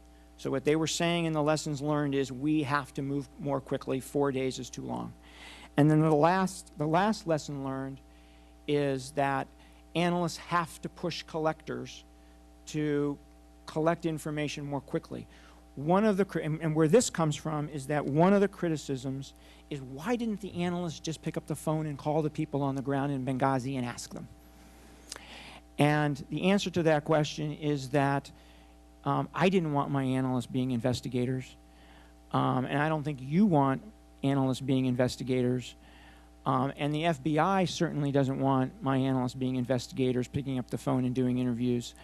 But I do want my analysts picking up the phone and pushing collectors to produce more information in a more timely way, to push the FBI to get those IIRs out more quickly. That is what that fourth lesson learned talks about. Well, thank you, Mr. Chairman. Mr. Morrell, thank you for your long years of service. And I want to also identify Mr. Thompson's comments about the importance of finding the folks who did this and bringing justice to them. Mr. Kowski led you down a path I was going to ask you about, and that is the intellectual nimbleness of analysts. We all have pride of authorship, pride of decisions, and you spoke to those quite well. And we all have a political point of view somewhere deep inside of us. Some it's more overt than others. Any sense whatsoever that your analysts were impacted or influenced by their own personal political views about what should be said? I do not believe so, sir. All right. With respect to the press report, seems to dominate much of the, and again, analytical work is art, not science. Would the analysts have been able to tell that the press reports were or were not a daisy chain of one person reporting it and then a series of subsequent press reports, and so that your sheer volume looked like a big deal, but it was one person's misinformation? That's something they would look at. I don't know what the exact facts are in this case, but that is certainly something that they think about when they're looking at press reports. So in the weight, as Mr. Miller talked about, the weight of evidence to change had to open the station chief. The emails that I've read, he's more direct than what you said in terms of it being an attack. The weight of evidence in this instance was unable to overcome the other biases in terms of pride of decision making and in the weight of press reports. Is that an unfair statement? It's a fair statement. The analysts stuck with their judgment. All right. When you got the information, I think you said from your assistant or someone, that State Department was pushing back on the talking points, Ms. Nyland said that leadership is concerned about the warning language. She said, my building leadership. Who's she talking about? I don't know, sir. You have to ask her. Okay. Where is she in the food chain? How much further up the top of the building does it get? Any idea? She was, I believe, you're talking about Ms. Newland, right? Right. So she was a spokesperson for the department at the time. I don't know what the chain of command is above her. All right. Thank you. Mr. Morrell, this is probably an unfair question to make, but there's an awful lot of comments being made in the press about your post-government service employment and the fact that a bunch of guys named Michael are involved somehow. I'm not sure how that falls into the conspiracy, but would you speak to us about what role, if any, the discussions about your post-government service, distinguished government service, by the way, played in your in the job that you now have and supervisory, whatever they may go on? You know, some comments about that for us. Sure, be happy to. So my first discussions with Beacon Global Strategies about going to work for them began in November, some 4 months after I left the job. November of 2013. 13. Okay. Some 4 months after I left the job. I was attracted to going to work at Beacon because I admired the four principals there. It is absolutely, I think they are terrific public servants, and they, turns out they're terrific businessmen too. It is absolutely true that 3 of them are Democrats, but as you know, one of them is a Republican, and you know him very well. He was the staff director of this committee. He worked in the Bush White House, and had Mitt Romney won the election, he would have been on the transition team for intelligence. So that is why I went to work there, and what I did in September of 2012 had absolutely nothing to do with my going to work for Beacon in November of 2013, let me tell you. All right. Well, thank you for that. And one final question, and this may add more confusion than needed. I've got an email chain here that's dated 9:15 at 11:15 a.m., and it says, it appears to be from Matt Olson to a Michael J.M. Is that you? Must be. Well, the email address is, anyway. Oh, yes, that is me. These are the points that ONDI Ledge sent to Ruppersberger yesterday afternoon based on his request, which would have been on the 14th. after the 14th. At what point in time did the talking points actually come? I mean, why would that statement be made? So I understand, and I too am confused by this. I understand that NCTC also did some talking points, and I didn't know until that email that there were 2 sets of talking points. You all would know better than I whether you got 2 sets of talking points or not. But so the reference to OD&I is really the NCTC set? NCTC, yes. Okay. All right. Thank you, Mr. Chairman. Yield back. Thank you, Mr. Chairman. Mr. Morrell, I want to thank you for testifying here today, and especially I want to thank you for your 33 years of service to our country with great distinction. You've always put the country first, and in my opinion, have always done your duty and been very candid and forthcoming in your testimony before the committee whenever you've appeared before me when I was there since I've been on this committee. And the fact that you are here voluntarily here today reinforces how seriously you believe in the truth. We can all agree that Benghazi was a terrible tragedy, and it's important to remember that we lost 4 brave Americans that day, and we must make sure that we never let something like that ever happen again. Now, I supported the independent ARB investigation, which interviewed more than 100 people, reviewed thousands of documents, and watched hours of video. The ARB spoke with people on the ground in Benghazi, as well as in Tripoli and in Washington. They talked to military and intelligence officials within government, as well as to outside experts. We in this committee have also conducted extensive oversight. You alone have been before us 3 times, and we've reviewed thousands of classified documents and interviewed the central figures relating to this issue. But I believe that these never-ending Benghazi hearings, quite frankly, have become a very costly distraction, and in my opinion, far too partisan. They are no longer about finding and fixing problems. Instead, they have really needlessly consumed thousands of man-hours and millions of taxpayer dollars. And I think that is very disappointing. That being said, I'm happy that you have gotten the chance to address some of the allegations that are out there and to speak directly to us and to the American people. I thank you again for your candor. I hope that your testimony today is going to put an end to what I believe has become baseless conspiracy theories and at least allow this committee to return to the urgent work that we have before us. So on that point, I'm going to move to an area that does involve real national security and concerns and threats that we have to deal with going forward. And part of that work is amending the Foreign Intelligence Surveillance Act to eliminate bulk collection of metadata while maintaining a capability vital to keeping us and our allies safe. You were part of the President's panel that recently reviewed our intelligence programs, including the metadata collection program. This past Sunday, you said that the President's plan and the approach our committee took were very, very close to each other. You also said that if the House plan is adopted, that you'd be comfortable with that. So with that, can you elaborate on your comments and give us any further insights that you may have on this particular topic? Yes, sir. My main concern as I sat on the review group was, how do we protect this program going forward? How do we make sure that we still have this 215 program, because I believe it is absolutely vital for the protection of this country. But at the same time, it was absolutely clear that we had lost the trust of the American people, and we needed to find a way to win it back.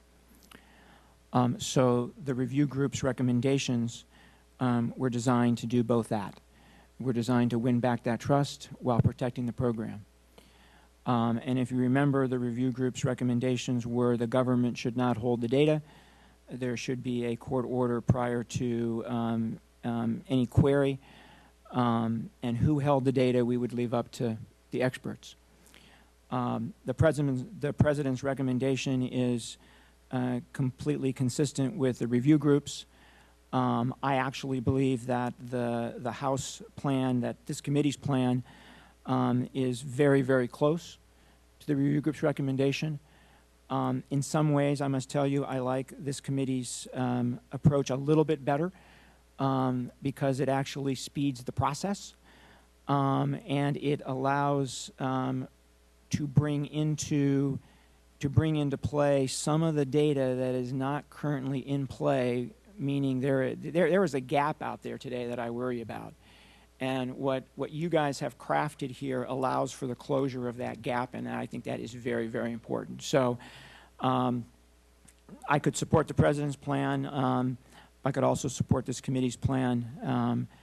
And you know, since I have this opportunity to speak to the American people, you know, I want them to know how much oversight that this committee does on all sorts of issues. And it is very rigorous oversight. Believe me, I've sat in this chair a lot.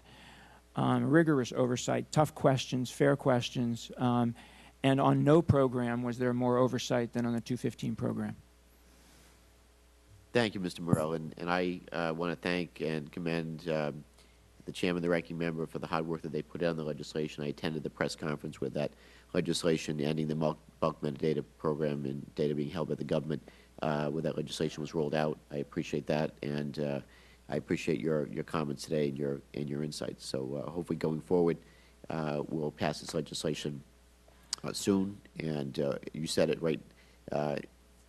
The program works. It's vital to our national security, but the American people have to have confidence in it, that we're doing things the right way and it will never be abused. And I think this is the right path forward, and we'll accomplish that goal. I thank you, Mr. Chairman. I yield back. Thank you, and thank you, Mr. Langston, for your work on that bill with us. And that was, I think, an important piece of legislation as we move forward, and it wouldn't have happened without your help and assistance on that. Mr. King. Thank you, Mr. Chairman. Mr. Morrell, there's so many questions from beginning to end on this whole issue of the talking points, and to believe your version would require almost absolute faith in your word. In fact, in your first paragraph of your statement today, you said you always value the ability to communicate directly with Congress in general and with this committee in particular. And yet, as the chairman mentioned in his opening statement, you were sitting at the table along with the other intelligence officials when we were trying to find out who changed the talking points, what happened with those talking points. I don't think anyone on the committee had the faintest idea that you had anything to do with those talking points. And to me, and it wasn't until 6 months later, after all of the questions being asked, after this inquiry going on as to who changed the talking points, 6 months later when the White House released the emails, that we found out how directly involved you were. And quite frankly, I have to say that that was, at best, it's misleading by omission what you did that day and continue to do afterwards, or at worst, lying by omission. Because we trusted you, and you did have a relationship with the committee, and by not being forthcoming, I think you violate your obligation to this committee and to the Congress. Let me go on to several other things. You dismissed the email from the station chief in Benghazi. Now, we can't go into the details of that as it was an email.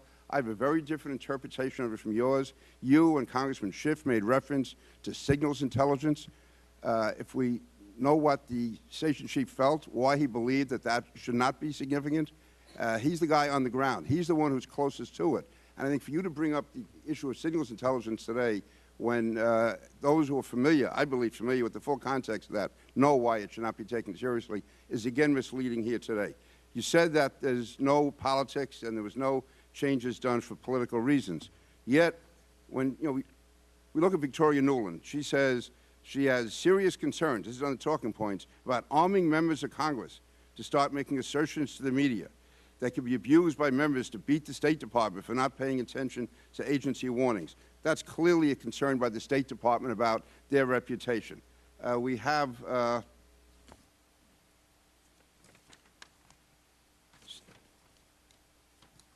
We also have, for instance, Tommy Vita in a memo to Ben Rhodes, among others. There is massive disinformation out there, particularly in Congress. So this is a response not only to a tasking from the House Intelligence Committee, but also guidance that we need to brief members, press, and correct the record. So clearly the administration wanted to use this for political purposes, or at least to frame their nature of the debate. And then Victoria Nuland, finally, I guess she says that this doesn't resolve all my issues, or as Mr. Conway mentioned, those of my building leadership. And the question is, who is the leadership? Who is she talking about? Is she talking about the 7th floor? And who on the 7th floor? Then we go to the email from General Petraeus, where you go to General Petraeus at the very end. And I've never known anyone who was a leader in of any department or agency who was more controlling than General Petraeus. And yet, he says, frankly, I just not to use these. He seems so passive. This is certainly not what Vice Chairman Ruppersberger was hoping to get. And why was General Petraeus so passive? Why was he sitting back the way he was? It goes against everything that I saw in any of his testimony before our committee. Then you accompanied Susan Rice to see Senator Graham, Senator Ayotte, and Senator McCain, and the question came up about the FBI, and then you said the FBI, or you brought up the FBI changed the talking points, and later that day, that had to be changed. And then, and I know you went into this, Mr. Conaway, but after you leave the government, you go to a firm, Beacon Global, which has as one of its principals a person who was in the leadership at the State Department, one of those people that Victoria Nuland seemed to be worried about. And then you go to CBS News, and the brother of Ben Rhodes, who was very concerned, I believe his brother is the director of CBS News. Now, you can smile, you can say it's all conspiracies, and isolated by themselves, I might agree with you. When you see the whole totality here, this is why people have questions. So I would ask you questions, and you can answer whatever else you want to. At what time were you told that General Petraeus was under investigation? Were you aware of it on the day that the talking points are being prepared? I don't remember the timing of my awareness of that investigation. Well, that's pretty significant. I mean, here's the director of the CIA. You're the #2 man. He's under investigation, possibly for criminal charges. And it would seem to me that you should have been told about that immediately by the White House or somebody in the administration in the event you had to take over on a moment's notice. I mean, that's pretty significant. And also, how did that influence his decision on the talking points? I did not know anything about what was going on with General Petraeus until the day before he resigned. So no one told you anything? Nobody, John Brennan never said anything to you? Nobody in the White House ever said anything to you at all? No. You had no knowledge of it whatsoever? No, sir. Okay. When you accompanied Susan Rice to Senator McCain, Senator Ayotte, and also to Senator Graham, is it customary for a CIA official to accompany a presidential nominee? So I was asked to go. Is it customary for that to be done? It was an ad hoc thing. I mean, this doesn't happen every day where she was not a presidential nominee. She had not been nominated yet. She was being mentioned as, politically she was mentioned to be secretary. She had not been nominated yet. That's why she was meeting with the Senate. She was going up there to try to explain why she said what she said on the Sunday shows. I was asked to go with her. Who asked you? The White House. Who was the White House? Who was the Dennis McDonough. I was asked to go to explain one thing, and one thing only: the consistency between the talking points about the attack evolving from a protest. I was asked to talk about the consistency between the talking points and the classified analysis. That's why I was asked to go. That's what I did. And yet the main question you were asked about the FBI, you got wrong. Or the information you volunteered, you got wrong. Yes, sir, I got it wrong. That was 2 months after the talking points. You were going up there with Susan Rice to brief these senators on what happened. On the key fact, you were wrong, and you had to correct it within 5 hours. I was asked a question: who took al-Qaeda out of the talking points? And I got it wrong. I said the FBI, when in fact the CIA was the one to take it out of the talking points. What I was thinking at the time was about another change that the FBI had asked for. The FBI made another change because it did not want to be too definitive about who conducted the attack. So I got it mixed up. And I corrected the record as soon as I found out. Within several... They called the FBI, and the FBI protested very vigorously. So nobody from the FBI ever called me to complain. They called anybody in the CIA? They called nobody at the CIA. And I just checked this, Congressman. They called nobody at the CIA. I corrected the record long before I knew that the FBI was upset. In fact, I did not know the FBI was upset until a couple of months ago. Why didn't you check with the... I mean, how come you checked it? I mean, if you had 2 months to prepare, and you knew, how come suddenly within 4 hours you decided you had to check what the FBI did? So, Congressman, what happened was I was asked the question. I made a mistake. I got in the car to go back to Langley. My head of congressional affairs, who was with me in the meeting, said, "Michael, I think you got that wrong." And I said, well, let's go find out, and if I did, let's correct the record. And so when we got back to headquarters, we had a little meeting in my office where I found out that I was indeed wrong, and I told my head of congressional affairs to correct the record. And within 2 or 3 hours, he had done so. Not within 24, as some people have said, and I didn't wait until I heard that the FBI was upset before I corrected the record. I corrected the record as soon as I found out. How many people in this town do that? I would just say we have to believe an awful lot of circumstances in this entire totality to accept your version. I find it difficult to do. I yield back. Thank you, Mr. Chairman. Mr. Morrell, can you speculate, or how do you feel, the reasons why we have not been able to bring the perpetrators to justice? Congressman, it's a very good question. It has been 8 months since I left my job as deputy director. So I have no idea what the status of the investigation is. I have no idea what the status of CIA support to that investigation is. So I really can't speculate on where things stand. It is really a question for the Federal Bureau of Investigation. Well, to my colleagues on the other side who think this is some kind of a witch hunt, the reason we're pressing is because we don't have retribution. We have an ambassador and American heroes who were killed, who were brutally murdered, and we're getting bureaucratic, whatever you want to call it, about why nobody can take responsibility. We talked to the FBI, and they've got one version, and I know this isn't the CIA's job, but to anyone who wants to know why this isn't going away, that's the reason it's not going away. I want to see them brought to justice. I want retribution. I would pull the switch if I could. This is outrageous. That's why the American people are upset. That's why this committee is not going to let it go. And that's why most of the American people, I get this question more and more and more. And we get on talking points, and we get about who said this and the station chief said that. And the bottom line is that we've got people running around who killed Americans, who are sipping Mai Tais or whatever they're sipping, and we can't do anything about it. And that's why I don't think we should let it go. I don't think why the American people should let it go, and especially for the memory of those heroes and for everyone else in the CIA. Excuse me, Mr. Morrell, you know, you've been there for so many years. You've seen brave men and women put their lives in harm's way time and time again. Is this what we want to send the message to the rest of those people who are out there on the front lines? That all this time can go by and the United States of America can't bring these thugs to justice? I just think it's wrong, and I apologize, and I yield back. Mr. Congressman, I agree with you 100%. There is nobody who wants to bring these guys to justice more than me, and you know why. I know that, and I appreciate it. But the problem we've got is that we can't get anybody in this great United States of America and this government with all the resources we have to bear. We get all kinds of stories about why this can't happen. Now, if it was a month later, if it was 2 months later, we might say, okay, there might be some reasons why. But this is a long time. This is a long time. And I think we send a message to anyone else who wants to pull this kind of a stunt that, you know, maybe the United States isn't so serious about all this. And I don't blame this on you, but for anyone who's wondering why this is going on, this is why it's going on, and this is why it should never be let go until we get to the bottom of it. Yield back. No apology necessary. Mr. Nunez. Thank you, Mr. Chairman.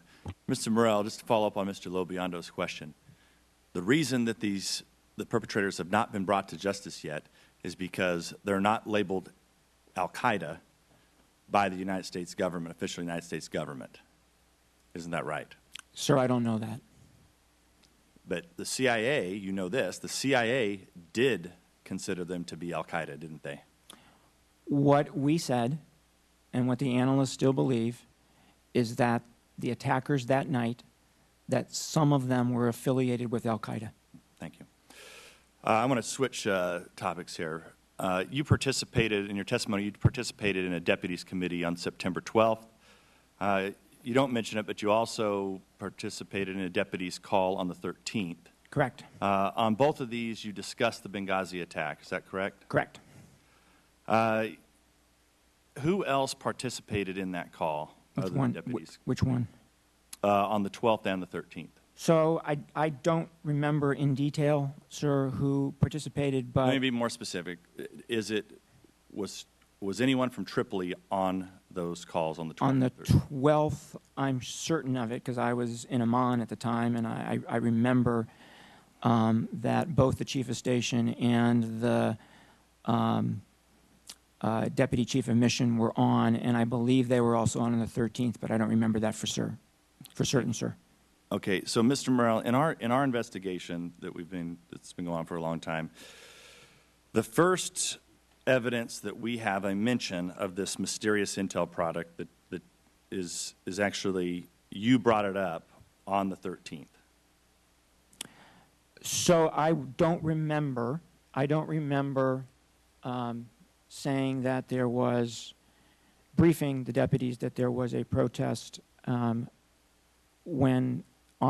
the deputies meeting on the 13th, but I would not be surprised at all that I did so. The way I understand it, why do I maybe this will spur your recollection because I know it was a long time ago, that you got an update on the call from the chief of station and the charge. You got an update. Mr. McDonough led the call.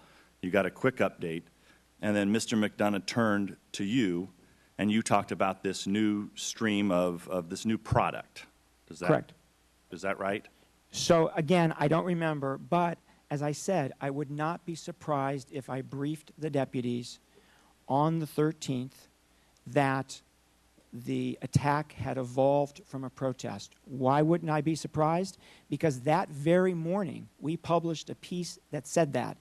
And my job as deputy director was to represent the views of the CIA at the deputies meeting. So I wouldn't be surprised at all, sir. Right. So did the Deputy National Security Advisor, Dennis McDonough, who's now the White House Chief of Staff, did he know about that product before you mentioned it? Which product are we talking about? On the 13th? Yes, the 13th. He would have read that product that morning. Had you conspired beforehand?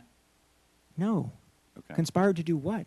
To talk about this, that the protests had led to the attack. No. Okay, so you had not talked to Dennis McDonough. He was not prompting you to announce that this. This was the CIA's considered judgment at the time. A written product produced, disseminated. So I thought it was morning. all the IC community had signed off on the Correct. product. Okay. So I think one of the problems here, Mr. Morrell, is the charge, the station chief, the base chief, the diplomatic security officials, all the DOD officials, and all the CIA station personnel that were in Benghazi have all reported by this time that the assault began as a pre-planned attack, not a protest. So, in other words, the product that you were using on the 13th was contradicted by every single person that was on the ground in Libya. Didn't know it at the time, sir. Didn't know it until Saturday morning when the chief of station sent his email. But what were you guys talking about then on the Deputies Committee meeting that occurred on the 12th and the 13th? So on the 12th, there was no discussion of a protest. There was no discussion of a protest on the 12th. On the 13th, any discussion of the protest would have been based on the classified product that was produced that morning. But in all the discussions, so were you ever involved in any discussions with Tripoli? Yes, they were, as I said. On the 12th and the 13th? They were on the screen on the 12th, and I believe they were on the screen on the 13th. And wouldn't they have said that this wasn't a... They did not say this was not a protest. I do not remember that. This committee, the chairman actually went out on, as he said in his opening statement, the chairman, we had at this committee significant intelligence product, where the chairman of our committee was able to go out and say this was an attack. On the 12th, I believe.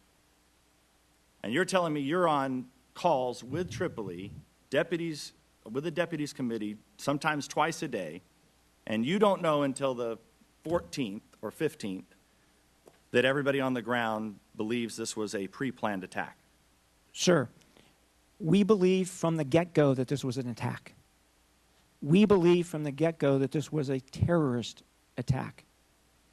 The analysts did not believe then or now that there was significant pre-planning. I understand that, Mr. Morrell, but the problem is that you've got all of these conflicting stories, right? The stories that you talked to the senators, and it was what Mr. King brought up, that they were changed by the FBI, not the White House. Report later you took responsibility for that. Then there's other contradictions about whether or not in the talking points, whether the White House was involved or not. All of this has proved to be false, but I read your testimony, and you have an excuse for everything. For everything. For all of that, you have an excuse for, which is fine. But when the chairman asks you about when you sat next to Jim Clapper in November 2012, you don't have an excuse. You only have an apology. I have an explanation of why I did not say anything in response to the question who took al-Qaeda out of the talking points, because I did not know at the time who did that. But I think my apology, what the chairman was asking, Mr. Morrell. My apology. You sat in front of our committee in November of 2012, and you had a chance to stop. You wouldn't have had to be here today had you just said what you knew at the time. Oh, I don't believe that at all, sir. I'd be here anyway. Because the only thing I would have been able to say at the time was, Mr. Chairman, I do not know who removed al-Qaeda from the talking points, but what I can tell you, Mr. Chairman, is that I myself played a role in editing those talking points. That was the only thing I could have said at the time. I know my time's expired, Mr. Chairman. Thank you for letting me go over. Yield back. Mr. Chair, thank you, Mr. Morrell. On September 11th, we know that there's a fair amount of activity that was going on at the compound that day in Benghazi. Chris Stevens was active that day. The Turkish ambassador had come to visit Ambassador Stevens at the compound that day. We know from eyewitness testimony on the ground, contemporaneous in time, from the RSO who was there, that the Turkish ambassador, when he was there and all through the day, there were no sightings, no indication in any way of any gathering of any protesters around the compound around Benghazi.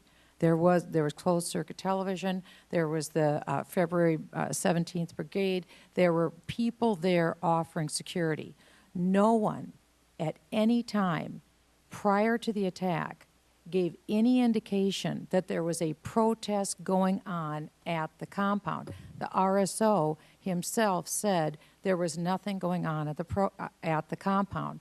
The chief of station in Tripoli had no indication of any protests going on. The political officers had no indication of anything going on. The GRS officers coming from the annex over, no one, anyone involved in this situation, no one had any indication of a protest going on. And yet, the Obama administration allowed its spokesman for the first time in the first public disclosure 5 times on the Sunday morning shows, made a false narrative that a YouTube video was the reason that explained that there were protesters that we now know are apparitions, never existed, were there. This is a false narrative. That's why this is not a small issue. This is a big issue, Mr. Morrell, because we have emails in front of us, cables in front of us that don't lie. That's not a conspiracy. And the emails and the cables are very clear about what we knew and when we knew it. We know that while the attack was going on, that there was already from the State Department at 4:05 p.m., an alert that was put out from the State Department that the compound was under attack. The second was at 6:08 p.m. that Ansar al-Sharia, an al-Qaeda-linked terrorist group operating in Libya, claimed credit for the attack. We also know that a cable that was sent on September 12th by CIA station chief in Libya reported eyewitnesses confirmed the participation of Islamic militants and made clear that U.S. facilities in Benghazi had come under attack. Even your first draft from the CIA prepared, distributed internally, showed, this was 11:15 a.m., we have date stamps on it, that the CIA and the U.S. government knew that Islamic extremists with ties to al-Qaeda participated in the attack. All of that we knew. What changed is when the talking points prepared again by your office, when those talking points intersected with the White House. And those organizations within the White House included senior State Department officials, senior national security officials, all of those that you talked to us about, Robert Cordillo, Alan, Matt, Jake, Mark, Lisa, Ben, all of these, the only change that happened were senior White House officials. And we know from the emails, particularly from Victoria Newland, that has been referenced by my colleagues, from the date stamp time, again, at 9:24 p.m., Ms. Newland wrote that the problem remains. Her superiors were unhappy. The changes that were made did not resolve all my issues or those of my building leadership. We also know Ben Rhodes from the National Security Foreign Policy further advised the group, the issues will be resolved in a meeting of top administration officials the following morning at the White House. At the White House, Saturday, before Ms. Rice went on the Sunday morning shows. They were resolved all right.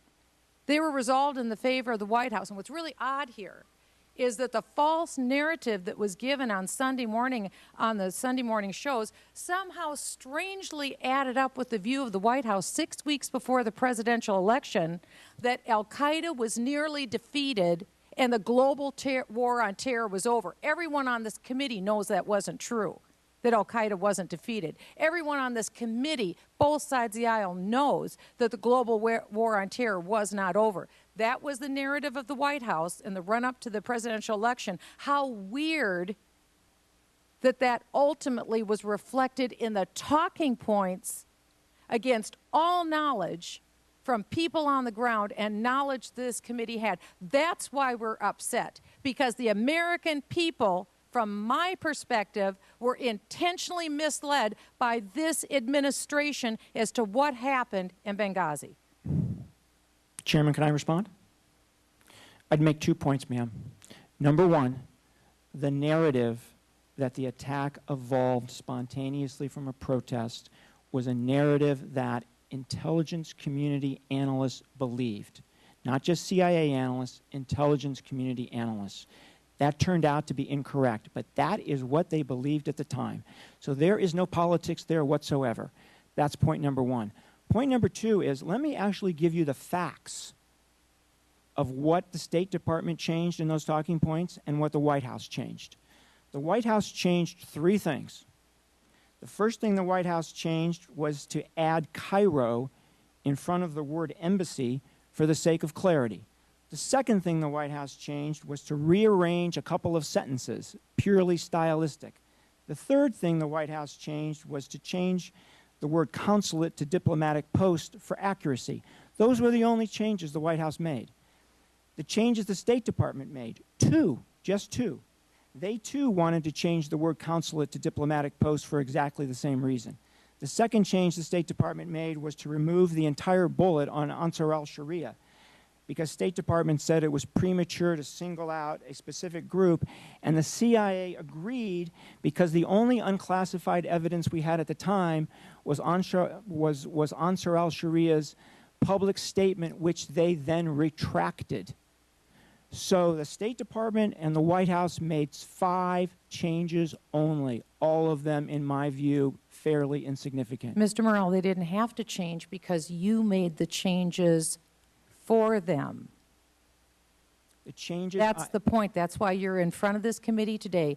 You made significant substantive changes for the White House. Whether it was on behalf, we don't know, but we know you are the one who made those changes. Ma'am, if you look at the record, what you will see is the changes I made were fully consistent with what our analysts believed at the time, period. The analysts that were part of the bureaucracy, not the individuals who are on the ground who had eyewitness testimony and who as early as September 12th had sent you a cable that it was not a protest, that it was in fact an attack. Those were intentionally ignored. So ma'am, do you believe that we should have accepted the Chief of Station's view without question that it was a protest? I believe that the totality of the information was obfuscated and that there was an intentional misleading of the public. Because if you believe that we should have accepted his explanation of what happened, then you also need to accept his view that it could have been the video that motivated the individuals to attack the diplomatic facility that night. We spoke with him yesterday behind closed doors. He was adamant from the very beginning that this was not a spontaneous protest. We heard from him directly yesterday that at no time did he believe it was based upon the video. It isn't just him. It's the RSO. It's the chief of base. It's those who came from the annex. It is the political officers. All of them agreed. You take that versus some press reports and one signal versus the weight and balance aren't even equal. It isn't even equal. The evidence overwhelmingly pointed to an attack that was Al-Qaeda or jihadist related. It wasn't just one piece of SIGINT, ma'am. There was also reporting from the station. More than one SIGINT? There was also more than one SIGINT? There was also, that wasn't our understanding. There was also reporting from the CIA station that there was a protest, as well as from the Department of Defense. There was a HUMINT piece, there was SIGINT, and there was HUMINT from the Department of Defense. There was multiple intelligence pieces.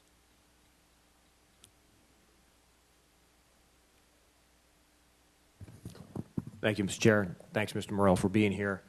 Thank you for your service to our nation, and I want to also thank all of those who also work at the CIA, those nameless, faceless individuals who continue to work hard to make sure that our nation is protected. Like everyone who has said today, one of the most important things is try to make sure that this doesn't happen again. And I would put out that something like this probably wouldn't have happened and probably won't happen again if all the indicators were given their due attention. The hundreds of reports that were put out prior to the attack that clearly detailed the deteriorating security position within Benghazi, the 2 prior attacks on the temporary facility, the assassination attempt on the British ambassador, the fact that the Brits pulled out of Benghazi. That, in light of the fact that multiple requests were made to the Department of State for increased materiel and personnel to increase their security posture, which were denied, unlike at the CIA facility where requests for additional personnel and security material were granted. There's been a lot of talk about who made what change and when. Perhaps something you may want to bring back to the IC, if you can, in your conversations is very simple. Microsoft Word, track changes. And perhaps in the future we'll know exactly who made what change and when. And the issue of whether or not this was politically or is being politically driven, I would ask, why was the CIA Public Affairs and Congressional Affairs officers so intimately involved in the drafting of these talking points without having subject matter experts present? I mean, just that in and of itself seems like something was being done more from a public relations perspective than from a substantive perspective. So 2 thoughts on that. One is it was not inappropriate for the Office of Public Affairs and the Office of Congressional Affairs to be involved in this. After all, it was a committee of Congress that asked for them, and they were going to be made public. So not inappropriate for them to have been involved. What didn't go right was the exclusion of a substantive expert in the editing session conducted by those 2 offices. That was the mistake that was made. Well, and I guess the question in the following is, why wasn't there a subject matter expert looped in at that point in time, knowing the very request was for this committee to be able to go out and give some type of informed view of what had happened? So I don't know the answer to that question. At the point when that editing session occurred, I still was not even aware that this committee had made the request. Moving to, and some of my colleagues have already referenced the email from Victoria Newland that was time-stamped September 14th at 9:23 that, quote, doesn't resolve the issues of my building leadership.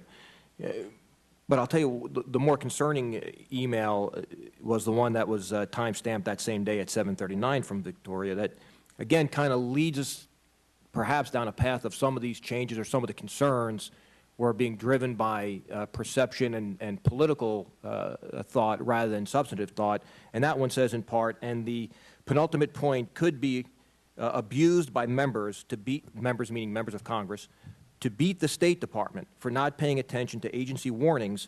So why do we want to feed that either? Concerned, ... So this doesn't seem to be talking about, was it an attack? Was it an assault? Was it a protest? Was it a demonstration? Who was responsible?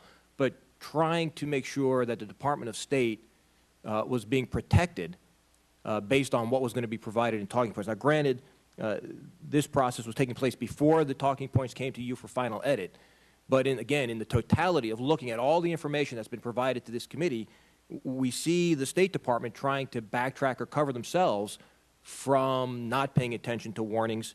The follow-on email was from David Adams. I'm with Toria, referring to Ms. Newland. The last bullet is especially will read to members like we had been repeatedly warned.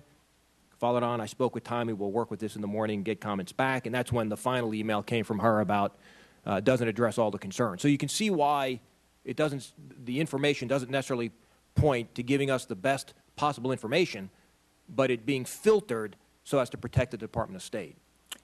So two things. One is I was not aware of any of those emails. I never saw any of those emails.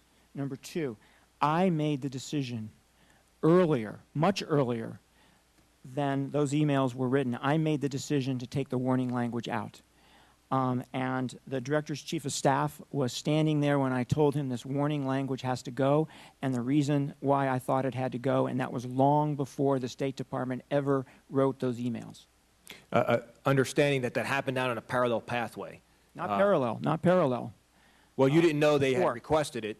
Before. But nonetheless, they not knowing that it was being taken out by you, because the draft had not yet been edited by you when this email came out, they were still making that same request. I made the decision to take the warning language out long before I ever edited the talking points, the day before. I understand, but did the Department of State know that you were going to take that out? Probably not. Exactly, which brings me back to the email of this Department of State being concerned about perception more than substantive information.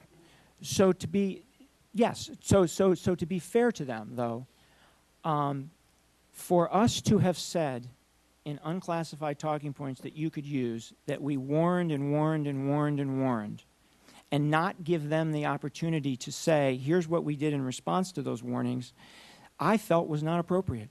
Well, I appreciate that, but the fact is they did nothing in response to those multiple warnings. I didn't know that. I didn't know that at the time. That's for another discussion. I didn't know that at the time, and I thought there'd be plenty of time to have that discussion, and you know what? It turns out there has been plenty of time to have that discussion. Thank you, Mr. Morrell. Yield back.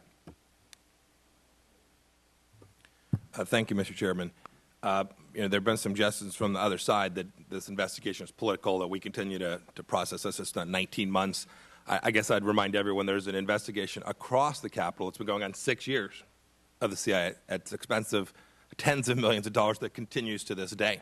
And so I think it's perfectly appropriate for this committee to continue to try and get to the facts of this incredibly important matter. It matters not only to those lost lives, but this is about trust in the CIA too, Mr. Morrell. It's about public perception of the CIA's role when it provides information to this committee. This is an agency that we all come to rely on. The American people need to be able to rely on it too. And I want to ask you, so Mr. Heck hinted us, why did this go to the interagency review process at all? We ask the CIA for information all the time, every day, multiple occasions, probably much to folks' annoyance over there. Right? We're always asking for information. You all are often great to provide. Why did this go through the interagency process? Why is Ben Rhodes, a political appointee, involved at all? So this is a good question. It's a very good question. So first of all, it was very important that we coordinated the talking points with the rest of the intelligence community, because this was an intelligence community judgment that I mentioned earlier. So we can't give you something about an analytic judgment without coordinating with those people who helped come to that judgment. That's number one. Sure. Number two, we had to provide it to the FBI and the Department of Justice because they had just opened an investigation into the death of 4 Americans, and it was very important that we not say anything in an unclassified fashion that could put that investigation at risk. Number three, we thought it important to share those talking points with the State Department, which had just lost officers.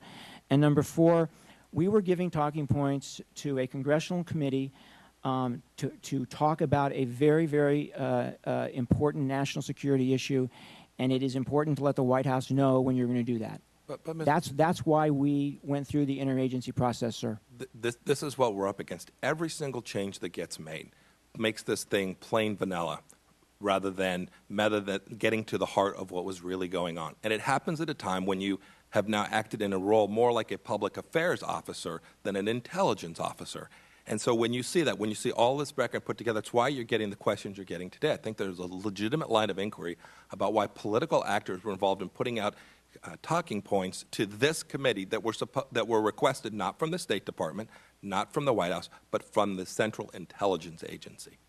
The National Security Staff was the organization at the White House that coordinated on these talking points. They are not a political entity. You said that this committee was not intentionally misled. I think you also used the word deliberately. Do you think we were inadvertently misled?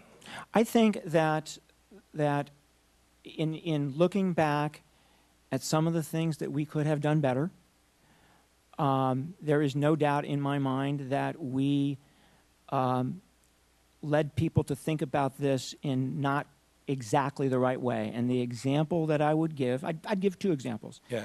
The example that I would give is not using the right language when we said the attack evolved spontaneously from the protest, because that gave the impression that the protesters became the attackers. We never thought that. We could have written that sentence better. When I sat here and did not speak up when Director Clapper was asked the question by the chairman, who took out al-Qaeda, I should have said something. I didn't. I did not lie. I did not mislead, but I could have done better. That's a long answer to a yes or no question.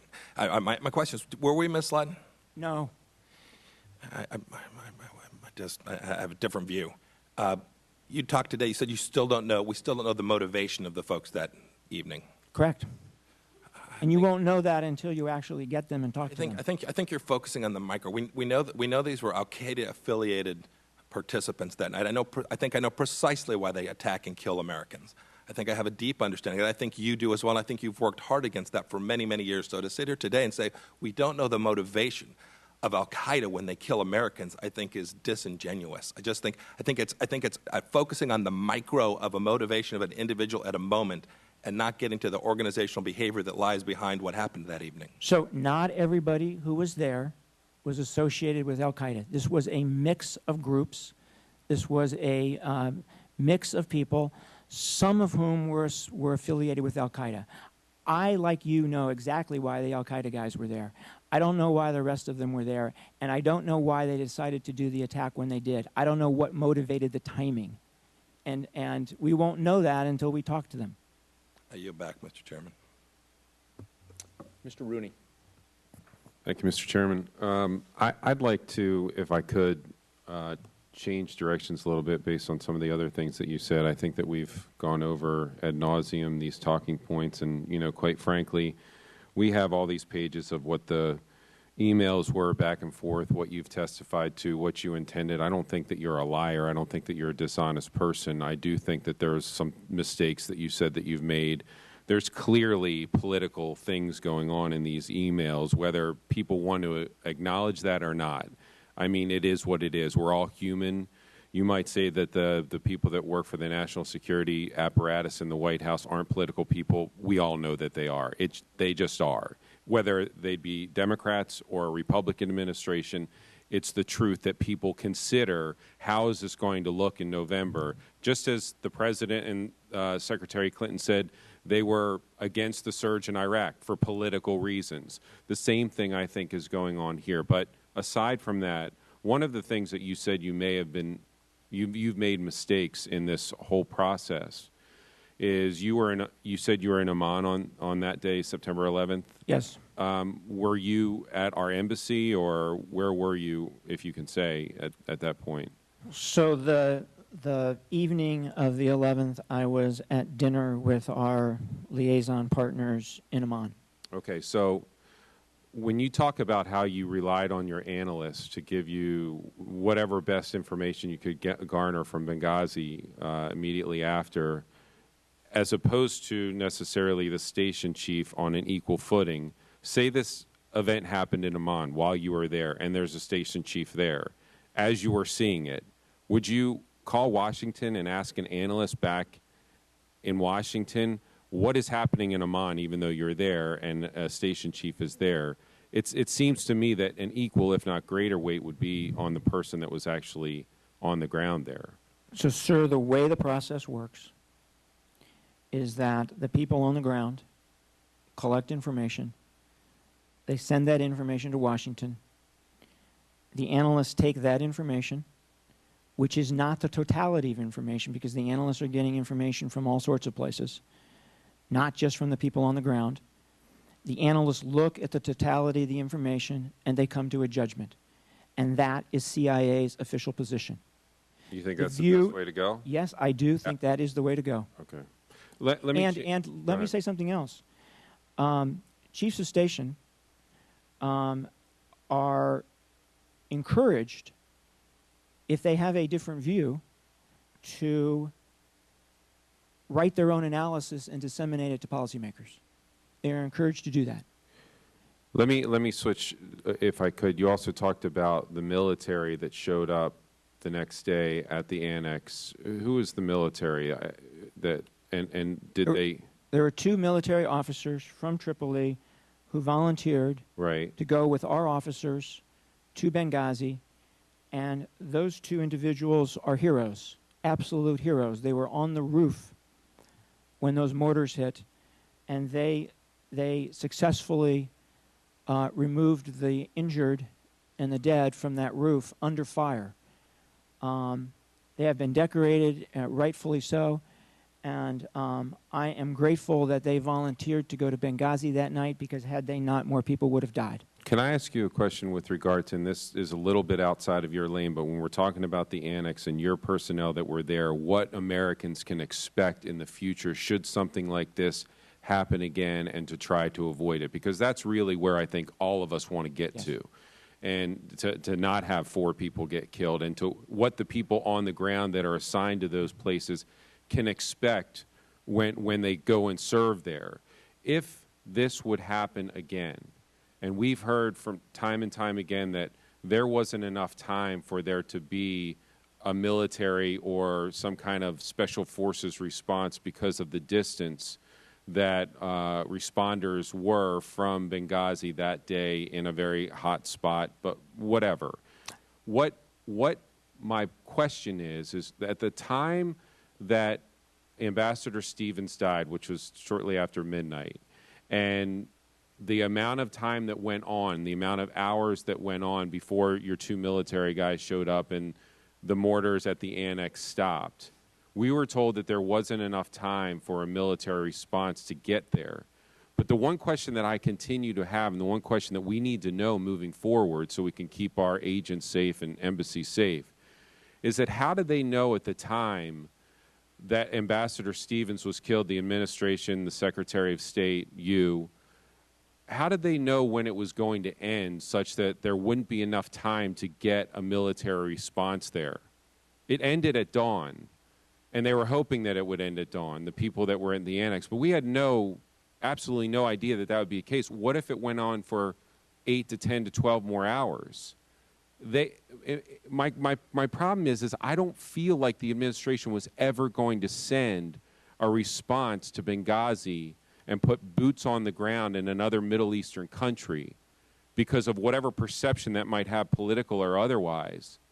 But for them to just say that there wasn't enough time to get anybody, well, how did they know when it was going to end?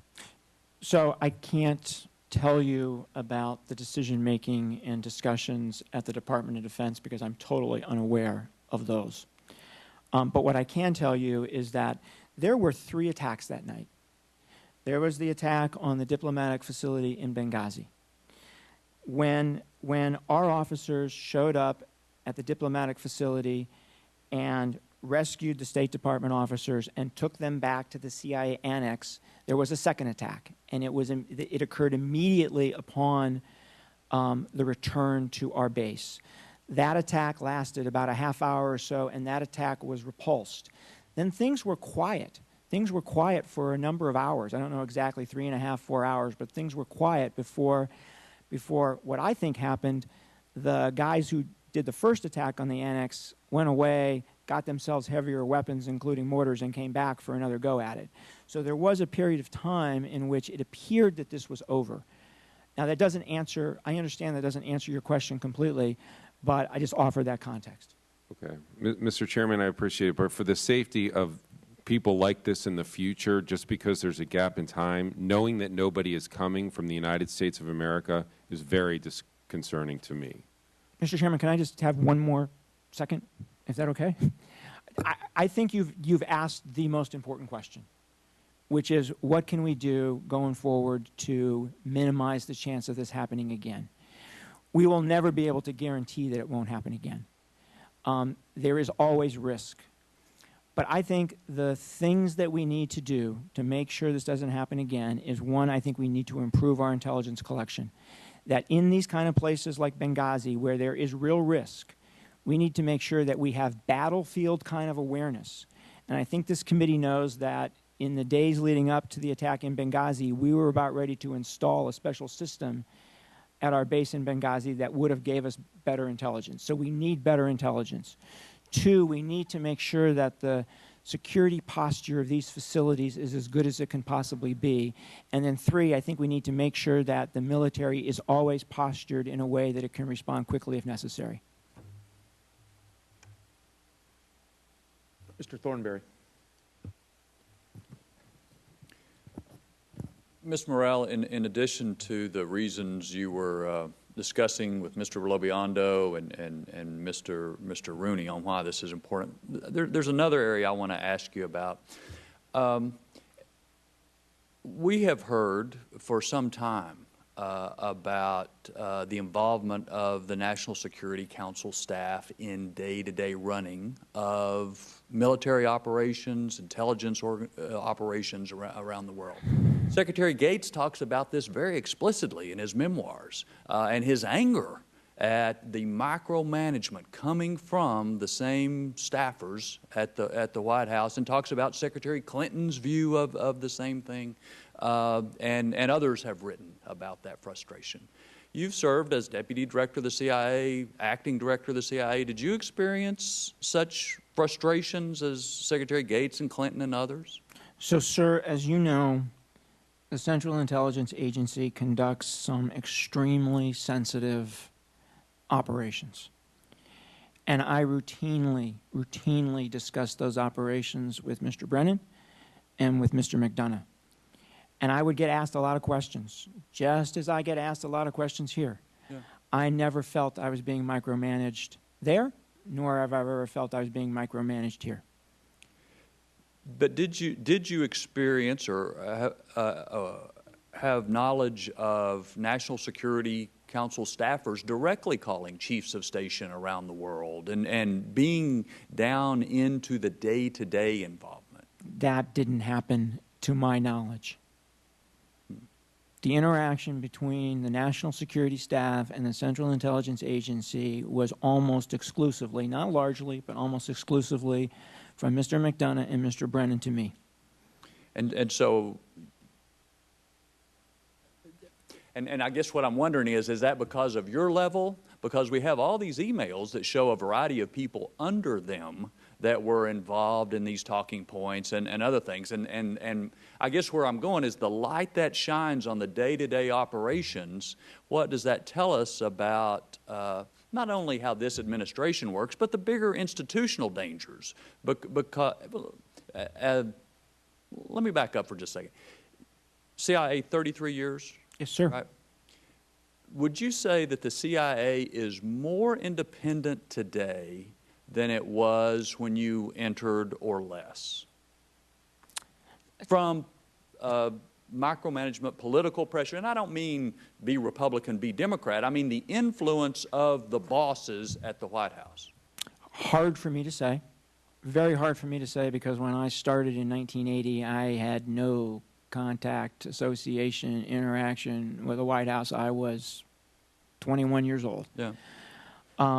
So it's really a question of my time working with the Bush administration and with the Obama administration. I Honestly, sir, I did not see a huge difference in the extent of interest and questions about what it is we were saying analytically and doing operationally between the two administrations. Well, some of us have been around nearly as long as you and remember Iran-Contra and the difficulties of when operations are run out of the White House, and it raises grave concerns, again, institutional concerns, as important as this incident is, even beyond. And particularly the candid comments of some people who have served high in the administration, I think, raise that, which relates to the topics we're having here today. Yeah, fair. Thank you. Mr. West. Thank you, Mr. Chairman. Just to clear up a couple of things, Mr. Morrell, your testimony about things were quiet for 3 hours is in direct conflict with things that we have heard from the GRS folks that were there at the annex on the ground during that time period. When you were with President Bush in Florida and you immediately came up with the conclusion that this was Osama bin Laden and al-Qaeda, and I don't want you to, I'm not asking you to go back through your thought process, but what gave you the ability to know that?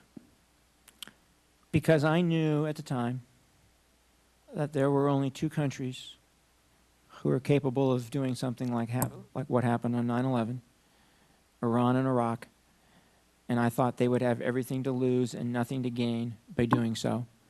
And I knew there was one other organization in the world who had that capability, and it was al-Qaeda. So that's why I came to that conclusion.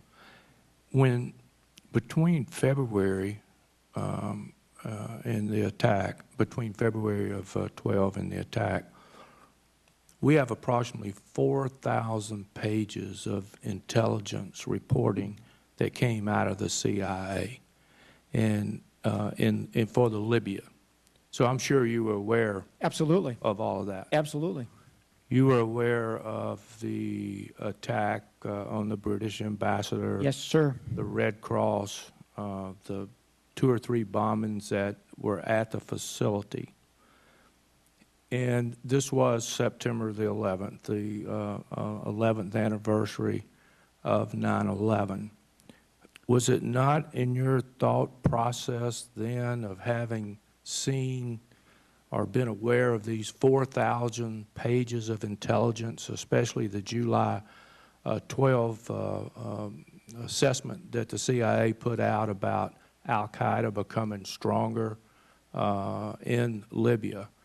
Did you not go through that thought process and come up with immediately in your mind that who was capable of doing this, who would want to do it on the 9/11 anniversary, especially with your knowledge with all those intelligence reports? Yeah. So the CIA sent out a cable to all stations and bases in the days before the anniversary saying, hey, pay attention, it's the anniversary. This would be a great time for these guys to hit us. And please share this with your liaison partners. And please share this with the chief of mission and with RSOs. And so that warning did go out. And that's something we always paid attention to was the anniversary of 9/11. Absolutely. So your thought process never said it could be al-Qaeda? No, my thought process, the analysts said from the get-go that al-Qaeda was involved in this attack, from the get-go. So they said it was involved in the attack? Yes. But you took it out of the talking point. So I did not take it out. Some people have alleged that I personally took out al-Qaeda from the talking points. That is not true. Who did? The group of officers from our Office of Congressional Affairs and from our Office of Public Affairs took it out. I did not take it out. I did not know it was in there when I looked at the talking points. It turns out that taking it out was the right thing to do. And let me explain why. Because the only way we knew that anybody who was involved in that attack that night, was associated with al-Qaeda, was from classified sources. And so to leave it in, the director would have had to declassify that information. And I don't think that's what that's what this committee was asking for. In fact, I know that this committee was not asking for us to declassify anything. So it turns out, in retrospect, that taking it out was the right thing to do from a sources and methods perspective. So the classified was that it was al-Qaeda. I'm confused here. So the only way, sir, the only way we knew that some of the people who were involved in the attack that night were associated with al-Qaeda was from classified sources. Did those classified sources tell you that it was a demonstration? There were classified sources who told us it was a demonstration. I don't know if it was the same classified sources or not.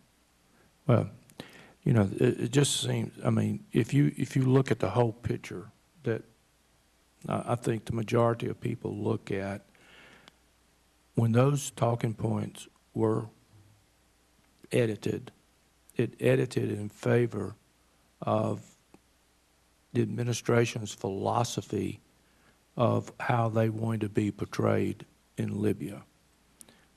You know, in the fact that now that Mr. Brennan is now the director of the CIA, when he was a national intelligence advisor, I guess, or security advisor at the White House, and McDonough was, and now he's the chief of staff, it's hard to kind of get to a lot of information about maybe what they were looking at as a national security advisor versus what kind of job they have now. But thank you for your 33 years of service, sir.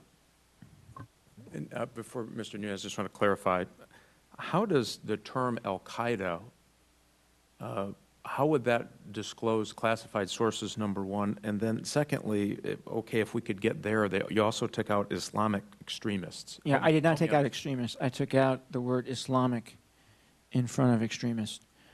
And I took it out for two reasons. Most importantly, I took it out because we were dealing with protests and demonstrations across much of the Muslim world as a result of the video. And the last thing I wanted to do was to do anything to further inflame those passions. And so that's why I took the word Islamic out. It was a risk judgment. The second reason I took it out is because what other kind of extremists are there in Libya? Yeah, I just want for clarification in the record, but in the memo you have in front of you, you drew a line through the sentence, that being said, there are indications that Islamic extremists participated in violent extremism, and that line goes through all of that. So, yeah, so that was a mistake, and you'll see in the final talking points that line is, that is back in the talking points. So that is... And just real quick, one more time, how does mentioning al-Qaeda disclose classified sources? So what I was told, Chairman, was that the only way we knew that was from classified sources. That there was nothing unclassified that said that al-Qaeda, that some of these individuals were associated with al-Qaeda. There was nothing classified. Boy, I have to tell you, that confuses me greatly. In all the conversations that we have on this committee and talking about events around the world, that one, I'm just not following that logic on how that would disclose sources. You know, I wish it was in there. I wish. No, I understand. I'm just trying to understand. I'm just trying to understand the logic behind it. Why it was. Again, I came out the next day and said had the hallmarks of an al-Qaeda attack. I don't think I was disclosing classified sources and doing it. Anyway, I just wanted to clarify that before we got to Mr. Nunez. Mr. Nunez? Thank you, Mr. Chairman. Mr. Morrell, I want to go back to the intelligence product that you referenced on the morning of the 13th. What specifically, who were the analysts that came up with that product? They were the analysts in our Office of Terrorism Analysis. So CIA only, or were there? No, so the CIA, the analysts from the Office of Terrorism Analysis drafted the piece and then coordinated it across the intelligence community. So you're telling me that, like, DIA approved and I don't know exactly ODNI. which ones. I don't know exactly which ones. You'll have to ask the agency for that, but it was coordinated in the intelligence community, and if the DNI were here, he would tell you it was an intelligence community view. So, but who were the analysts? I know who the boss was. Do we know who the analysts were? Was The it a analysts- team? Is there a Sure, lot of them? there's analysts who focus on extremist groups, terrorist groups in North Africa, and I believe that it was those analysts who worked on this product. So you mentioned that there were, when you looked into this, you said, I just paraphrasing here, but you said there were more data points that showed there was a protest than was. I think you used data points. So what I said in the written statement was that there were a handful or a dozen or so reports, both press reports and intelligence reports, saying that there was a protest. But isn't it true? And there was press reports. Hold on, let me just clarify.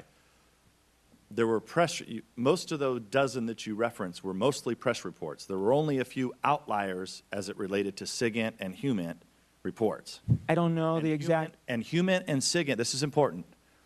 The HUMINT and SIGINT reporting that we had at the time, there were more HUMINT reports and SIGINT reports that said there was not a protest than did. Not true.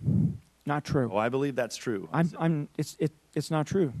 Congressman, at the time the analysts wrote the piece that was published on the 13th, the only information they had about a protest was that there was a protest. There was not a single piece of information that there was not a protest. That's what I was told by the analysts. You may not have known about it, but all the eyewitnesses on the ground but the had sent eyewitnesses, in emails, and there was live chats, there was all kinds of things. The analysts did not have access to what the people on the ground knew or were saying at the time. Well, I'd like at some point to go down to the CIA and meet with all of these analysts and let them explain this to me. I'm sure they'd welcome it, sir. I just don't understand it. It sounds like somebody's getting thrown under the bus. Mr. Morrell, when one of the survivors, CIA personnel survivors, who's going to leave the CIA, you know what they told me? They told me they're leaving the CIA because they don't want to be left to die again. Okay? And that upsets me, and I think it should upset you. It does. That's the way they feel. If that's the way they feel, it upsets me. So here's another problem with this as it relates to the personnel. So the CIA personnel, they have the right to make a complaint with the OIG. Mm-hmm. Right? There were OIG complaints filed as it related to these Benghazi attacks, weren't there? I'm not aware. You're not aware of that there were complaints filed to the OIG? I don't remember. I'm not aware of specifics. I'm not aware of when they happened. Well, I assume you have this. I'm going to ask these questions just for the record. But did you ever ask CIA Inspector General David Buckley not to conduct an investigation? No. Did you ever talk to David Buckley at all about such an investigation? He may have briefed the director and I at some point, but I do not recall. Wait a second. I thought you said earlier you didn't know about the complaint. I'm just saying he may have briefed us. I don't remember. Did you ever talk to David Petraeus about this OIG investigation? Not that I remember. I mean, there were 4 murdered Americans. I would think when CIA's own personnel file complaints, the OIG should follow up and do an investigation, yes, should they? I believe so, too. So why didn't they? I don't know. You'll have to ask David. I yield back, Mr. Chairman. Ms. Buckman. Thank you, Mr. Chair, and thank you, Mr. Morrell. I just wanted to clarify to make sure that I understood what you said, that whether it was the information from the people on the ground, the station chief, for instance, we have information that a cable sent September 12th by the CIA station chief in Libya reported eyewitness confirmed the participation of Islamic militants and made clear that U.S. facilities in Benghazi had come under terrorist attack. So that was clearly sent by the station chief. We know the RSO on the ground, the chief of base, the political officers, the GRS officers, the again, the Tripoli chief, all of them on the ground said the same thing. But I thought I just heard you say, Mr. Morrell, that the information taken from the eyewitnesses on the ground wasn't given to your analysts, that they looked at the press reports, the intelligence products, Signet, Humid. Is that true? So, ma'am, what you have to They were separated? what you have to understand, ma'am, is that the information didn't come all at one time. The information came in pieces over time. And when the analysts wrote their piece on the 12th that was published on the 13th, the information that they had said there was a protest. The information, they had no information that said there was no protest. There may have been people on the ground who knew there was no protest, but they had not yet been interviewed, and those interviews had not yet been disseminated. In fact, they were not disseminated for some time. In fact, they were not disseminated until after the analysts changed their judgment about a protest. So there's a flow of information here that is really important to keep in mind as you think about how the analysts are trying to do their job here. But again, it seems that the proof text is very interesting, because if you have analysts that are surveying Islamic news sources, and Islamic news sources can put out a propaganda narrative, if you will, then of course whatever your analysts report will be what the propaganda news sources say. Again, what we heard behind closed doors from people on the ground is that, as Mr. Nunes just said, it was an outlier report, one, that this was in fact a protest. Everything else he got, the guy on the ground, is that this was an attack, an Islamic-inspired attack. And so what I'm saying is that if your analysts are only looking, and if they're narrowing their focus to such an extent that they're only going to see what propagandists want them to see, well, then none of us should be too surprised that that's what we get for the product. But it just seems very strange, and we are ill-served on this committee, as well as the American people, if we don't take the totality of the information about something this important so we get it right. Because this wasn't just in the immediate 2 days afterwards. The President of the United States, 2 weeks later, in front of the United Nations, continued the false narrative that it was a YouTube video that was responsible for what happened. And as a matter of fact, that filmmaker went to jail for a year, and he was the only scapegoat while the thugs and criminals in Benghazi are still wandering the streets. He's the only one that's ever gone to jail. Is it no wonder that the American people are absolutely upset about this? Because how interesting that at the UN, the #1 agenda item of the OIC, the Organization of Islamic Cooperative, their #1 agenda item was to criminalize any speech in any country that somehow insults the Prophet Muhammad. Why is it that the false narrative that our President and Secretary of State continued to put forward was parallel to the agenda of the OIC? I don't get that.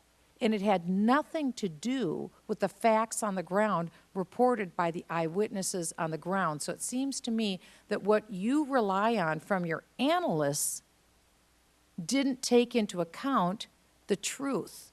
And that's what gives us problems. So, ma'am, I just want to clear something up here. It's really important. There's an implication in what you're saying that the analysts were aware of the eyewitness accounts when they did their analysis, wrote it on the 12th, and disseminated it on the 13th. They were not aware. They were not aware of the eyewitness accounts. And I just wanted to clear that up.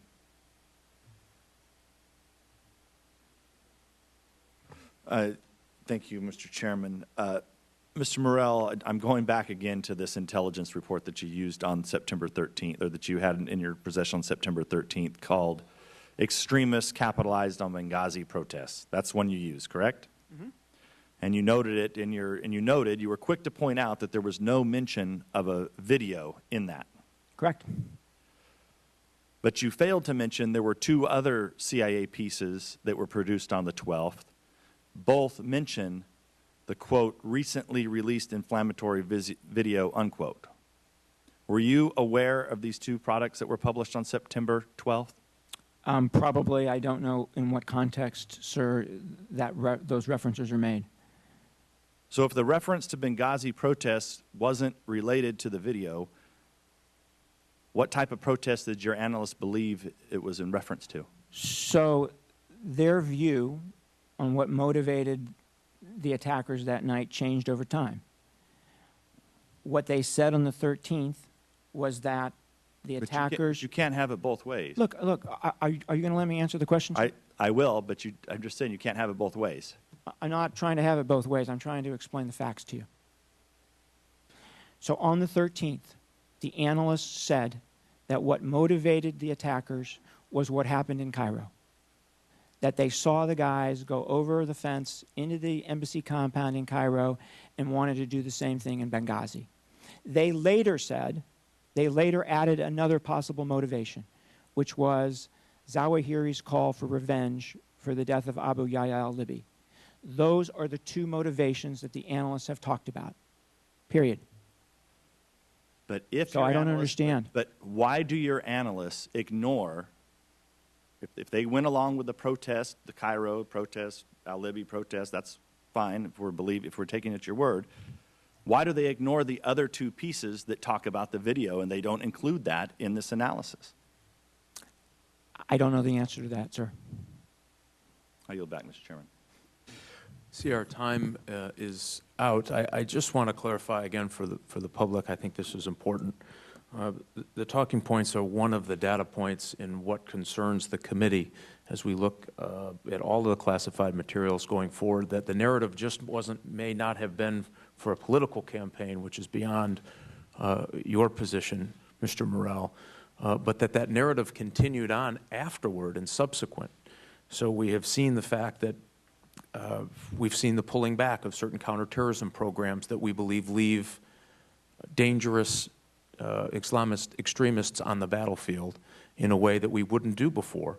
We've seen the very fact that we have a number of individuals who have been left on the battlefield we know participated in a terrorist act that killed Americans in Benghazi, something that wouldn't have happened before. And our concern is trying to understand all of this and that narrative, and did that narrative bleed into what is real policy today, which is why you see members so frustrated about what are we doing to bring these people back.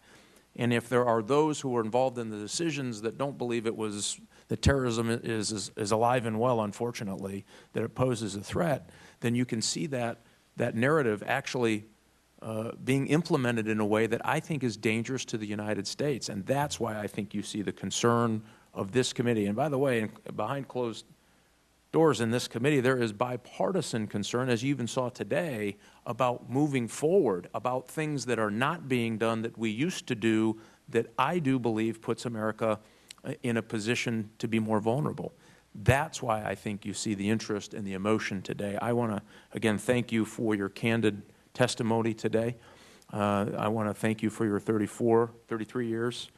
Someone told me you started when you were 11. I think your wife floated that to us. We do appreciate it, and thank you for being here voluntarily. You're welcome. It was good to be here. Very, and you and I have spoken at length about counterterrorism, and you and I are both deeply, deeply concerned about the threat to this country and where it's headed, and I really appreciate that. All right, thank you. Mr. Dutch. Mr. Chairman, thank you for this hearing, and I think it's important to have these hearings. I do want to say to my Republican members that I respect each and every one of you do have a point of view, and I think the reason this committee has been so bipartisan is both Democrats and Republicans might not agree, but we respect the fact that somebody has another point of view, and we try to come together on what is right for the American people. I think where I am personally, I'm not speaking for my other members, is that we need to continue to have investigations when there are issues as important to this and the American people are looking for answers. My point was that we have had 6 separate congressional hearings. We've had thousands of hours spent on investigation, and yet we're still looking for the issue of whether or not the facts that we have, the facts that we have before us, were politically motivated. I think that's really where this is coming down to. And there's some people that could think, and there are people I'm sure on both sides might think it is or it is not, but the true facts, and then maybe I'm speaking as a lawyer, but you've got to deal with the facts, and that's what we're doing today, and that's what you've done today, and I think you have presented yourself well in that regard. I also want to talk about Mr. LoBiondo. I respect him a lot. He's a patriotic American. He works hard on this committee. He travels to dangerous places to try to do the oversight that he needs to do. And I think that's where I am, basically, is what he is talking about. We need to make sure that our focus is finding these bad guys who killed Americans. And that's where our focus is. Now, the FBI is conducting the majority of the investigation, working with other people, and that maybe is another area where we need to look. But at this point, where the evidence is, we somehow have to decide where we're going from here. And that should be the highest priority. If, in fact, and I have a lot of respect for Mr. Pompeo, who said there are investigations that have lasted for 6 years, and that's fine. And if there's more information, and I know the chairman, the way he works, I tease him about being a former FBI agent, and I was a former investigative prosecutor, but if there's any scintilla of evidence that will come to a different factual conclusion than we've come to now, then we will look at that. But at this point, you have to prioritize. We have so many issues out here, the Russia-China threat, I mean, the cyber threat, the terrorism threat. I mean, it goes on. And, you know, you don't only have a certain amount of hours a day. So, you know, it comes to a time, where do we go here? Do we keep getting these hearings where I haven't seen anything new that gets to that one issue? Was it politically motivated or not? And if there's evidence to that, we'll receive it and try to deal with it. So, in conclusion, I also have a lot of respect for you. You know, I know you've served your country well. It's unfortunate sometimes allegations that get out there, but you came before us. You did not back away, and I think your factual statements hopefully will do a lot to clear up some of the allegations that have been out there. Thank you for your service. Thanks, sir. Good. People can find the statement by tomorrow, maybe even later today. They'll have your statement online for public review. Thank you. The meeting is now adjourned.